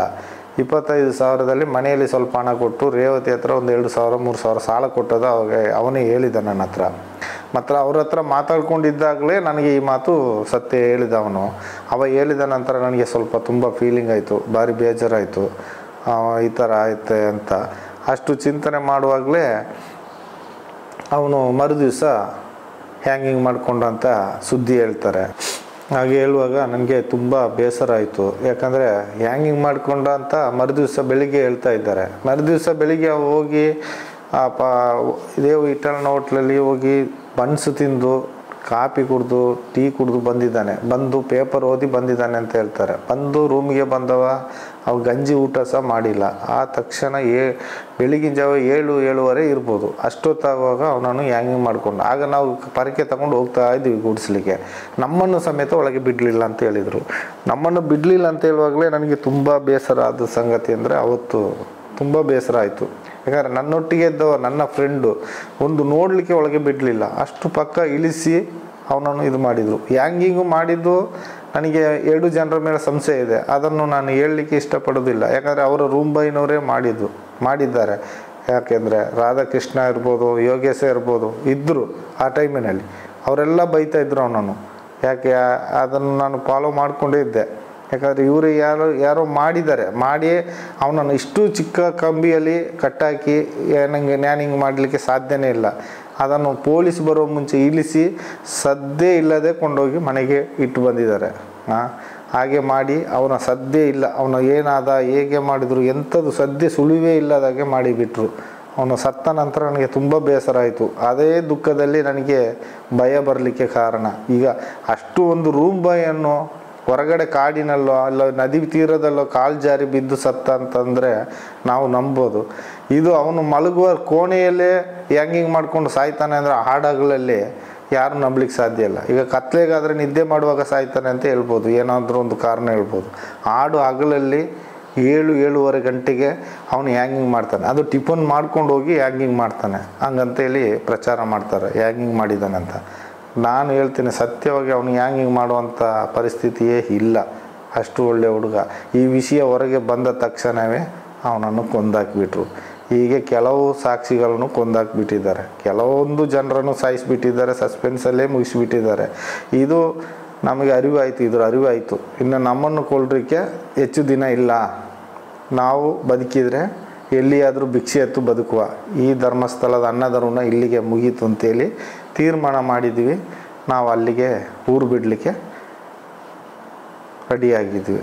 ನಾನೀಗ ಕೇಳ್ಕೊಳ್ಳೋದೇನೆಂದರೆ ಮಾನ್ಯ ಮುಖ್ಯಮಂತ್ರಿಗಳಿಗೂ ಮಾನ್ಯ ನ್ಯಾಯಪೀಠ ದೇವರುಗಳಿಗೂ ಒಂದೇ ವಿಶೇಷವಾಗಿ ಪೊಲೀಸ್ ಅಧಿಕಾರಿಗಳಿಗೂ ನಾನೊಂದು ಬೇಡಿಕೆ ಏನೆಂದರೆ, ಇದುವರೆಗೂ ನಾನು ಊತಾಕಿದ ಹೆಣಗಳನ್ನು ಪೊಲೀಸರಿಗೆ ಗಮನಕ್ಕೆ ಇಲ್ಲದೆ ಊತಾಕಿದ ಹೆಣಗಳನ್ನು ನನಗೆ ರಕ್ಷಣೆ ಕೊಟ್ಟು ನೀವು ನೋಡಿದರೆ ಸ್ವಾಮಿ, ನಾನು ದಯವಿಟ್ಟು ಅದನ್ನೆಲ್ಲ ನಾನು ತೆಗೆದು ತೋರಿಸ್ಬಿಡ್ತೇನೆ. ಆದರೆ ಅಡ್ರೆಸ್ಸು ವಿವರ ಏನೂ ಇಲ್ಲದೆ ಊತಾಕಿದ ಹೆಣಗಳು ಆ ಆತ್ಮಗಳಿಗಾದರೂ ಶಾಂತಿ ಸಿಗ್ಬೋದು ಅಂತ ನಾನು ಮನಸ್ಸಲ್ಲಿ ನೆನೆಸ್ಕೊಂಡಿದ್ದೇನೆ. ಇನ್ನು ಮೇಲಾದರೂ ದಯವಿಟ್ಟು ಇದೊಂದು ಅವಕಾಶ ಮಾಡಿಕೊಡಿ ಸ್ವಾಮಿ. ಯಾಕಂದರೆ ನನ್ನ ಮನಸ್ಸಲ್ಲಿ ವೇದನೆ ಆಗಿದೆ. ಯಾಕಂದರೆ ನನ್ನ ಫ್ರೆಂಡನ್ನು ಕಳ್ಕೊಂಡೆ, ನನ್ನ ಜೀವ ಉಳಿದಿರೋದು ಹೆಚ್ಚಿನ ವಿಷಯ. ಇನ್ನು ಗೊತ್ತಾದರೆ ನನ್ನನ್ನು ಕೊಲ್ಲಲಿಕ್ಕೆ ರೆಡಿ ಇದ್ದಾರೆ. ನಾನು ಅದರಿಂದಲೇ ಈ ಬೇಡಿಕೆ ನಿಮ್ಮ ಮುಂದೆ ಇಟ್ಟಿದ್ದೇನೆ. ನನಗೆ ರಕ್ಷಣೆ ಕೊಟ್ಟು ನೀವು ದಯಮಾಡಿ ನನಗೊಂದು ಉಪಕಾರ ಮಾಡಿದರೆ ನಾನು ಎಲ್ಲೆಲ್ಲಿ ಹೆಣ ಊತಾಕಿದ್ದೀನೋ ಅಷ್ಟು ಹೆಣಗಳನ್ನು ನಾನು ತೆಗೆದು ತೋರಿಸ್ತೇನೆ. ನೀವು ಆ ಈಗ ಹೆಣಗಳು ಕಮ್ಮಿ ಆಗಿದೆ, ಈಗ ಹೆಣಗಳೇ ಬೀಳೋದಿಲ್ಲ ಅಂತ ಹೇಳಿದ್ದಾರೆ. ಅದು ಸಂತೋಷದ ಸುದ್ದಿ. ಆದರೆ ಇದ್ರ ಮುಂಚೆ ನಾವು ಊತಾಕಿದ ಹೆಣಗಳಿಗೆ ನಾನು ಪ್ರಾಯ ಪರಿಸ್ಥಿತಿ ಬೇಡ್ಕೊಳ್ತಾ ಇದ್ದೀನಿ. ಇದೊಂದು ಉಪಕಾರ ಮಾಡಿಕೊಡಿ ಸ್ವಾಮಿಗಳೇ. ಇದೇ ನಾನು ಬೇಡ್ಕೊಳ್ಳೋದು, ಕೊನೆಯಾಗಿ ನಾನು ಬೇಡ್ಕೊಳ್ತಾ ಇದ್ದೀನಿ ನಿಮ್ಮ ಹತ್ರ. ಯಾಕಂದರೆ ಕೊನೆಯ ಆಸೆ ಇದು. ನಾನು ಇನ್ನು ಎಷ್ಟು ದಿವಸ ಬದುಕ್ತೀನಿ ಅಂತ ಗೊತ್ತಿಲ್ಲ. ನನ್ನ ಯಾವುದೇ ಕುಟುಂಬಗಳಿಗೆ ಆಗಲಿ, ನನ್ನ ಸ್ವಂತ ಜನಗಳಿಗಾಗಲಿ, ನನ್ನ ಅಣ್ಣ ತಮ್ಮಂದಿರ ಅಕ್ಕ ತಂಗಿ ಇರ್ಬೋದು, ನನ್ನ ಯಾವುದೇ ಒಂದು ಜೀವ ಹಾನಿ ಆದರೆ ಧರ್ಮಸ್ಥಳ ಮೇಲ್ವಿಚಾರಕರೇ ನನ್ನ ಮೇಲೆ ಹಲ್ಲೆ ಮಾಡಿ ಕೊಳ್ತಾರಲ್ಲದೆ ಬೇರೆ ಯಾರು ನನ್ನ ಜೀವಕ್ಕೆ ಹೊಣೆಗಾರಿಕೆ ಇಲ್ಲ. ಇದನ್ನು ನನ್ನ ಮನಸ್ತೃಪ್ತಿಯಾಗಿ ಮನಸ್ಫೂರ್ತಿಯಾಗಿ ಹೇಳ್ಕೊಳ್ತಾ ಇದ್ದೀನಿ. ಇದು ಕೊಡೇ ಬೇಡಿಕೆ ನಂದು ಸ್ವಾಮಿ.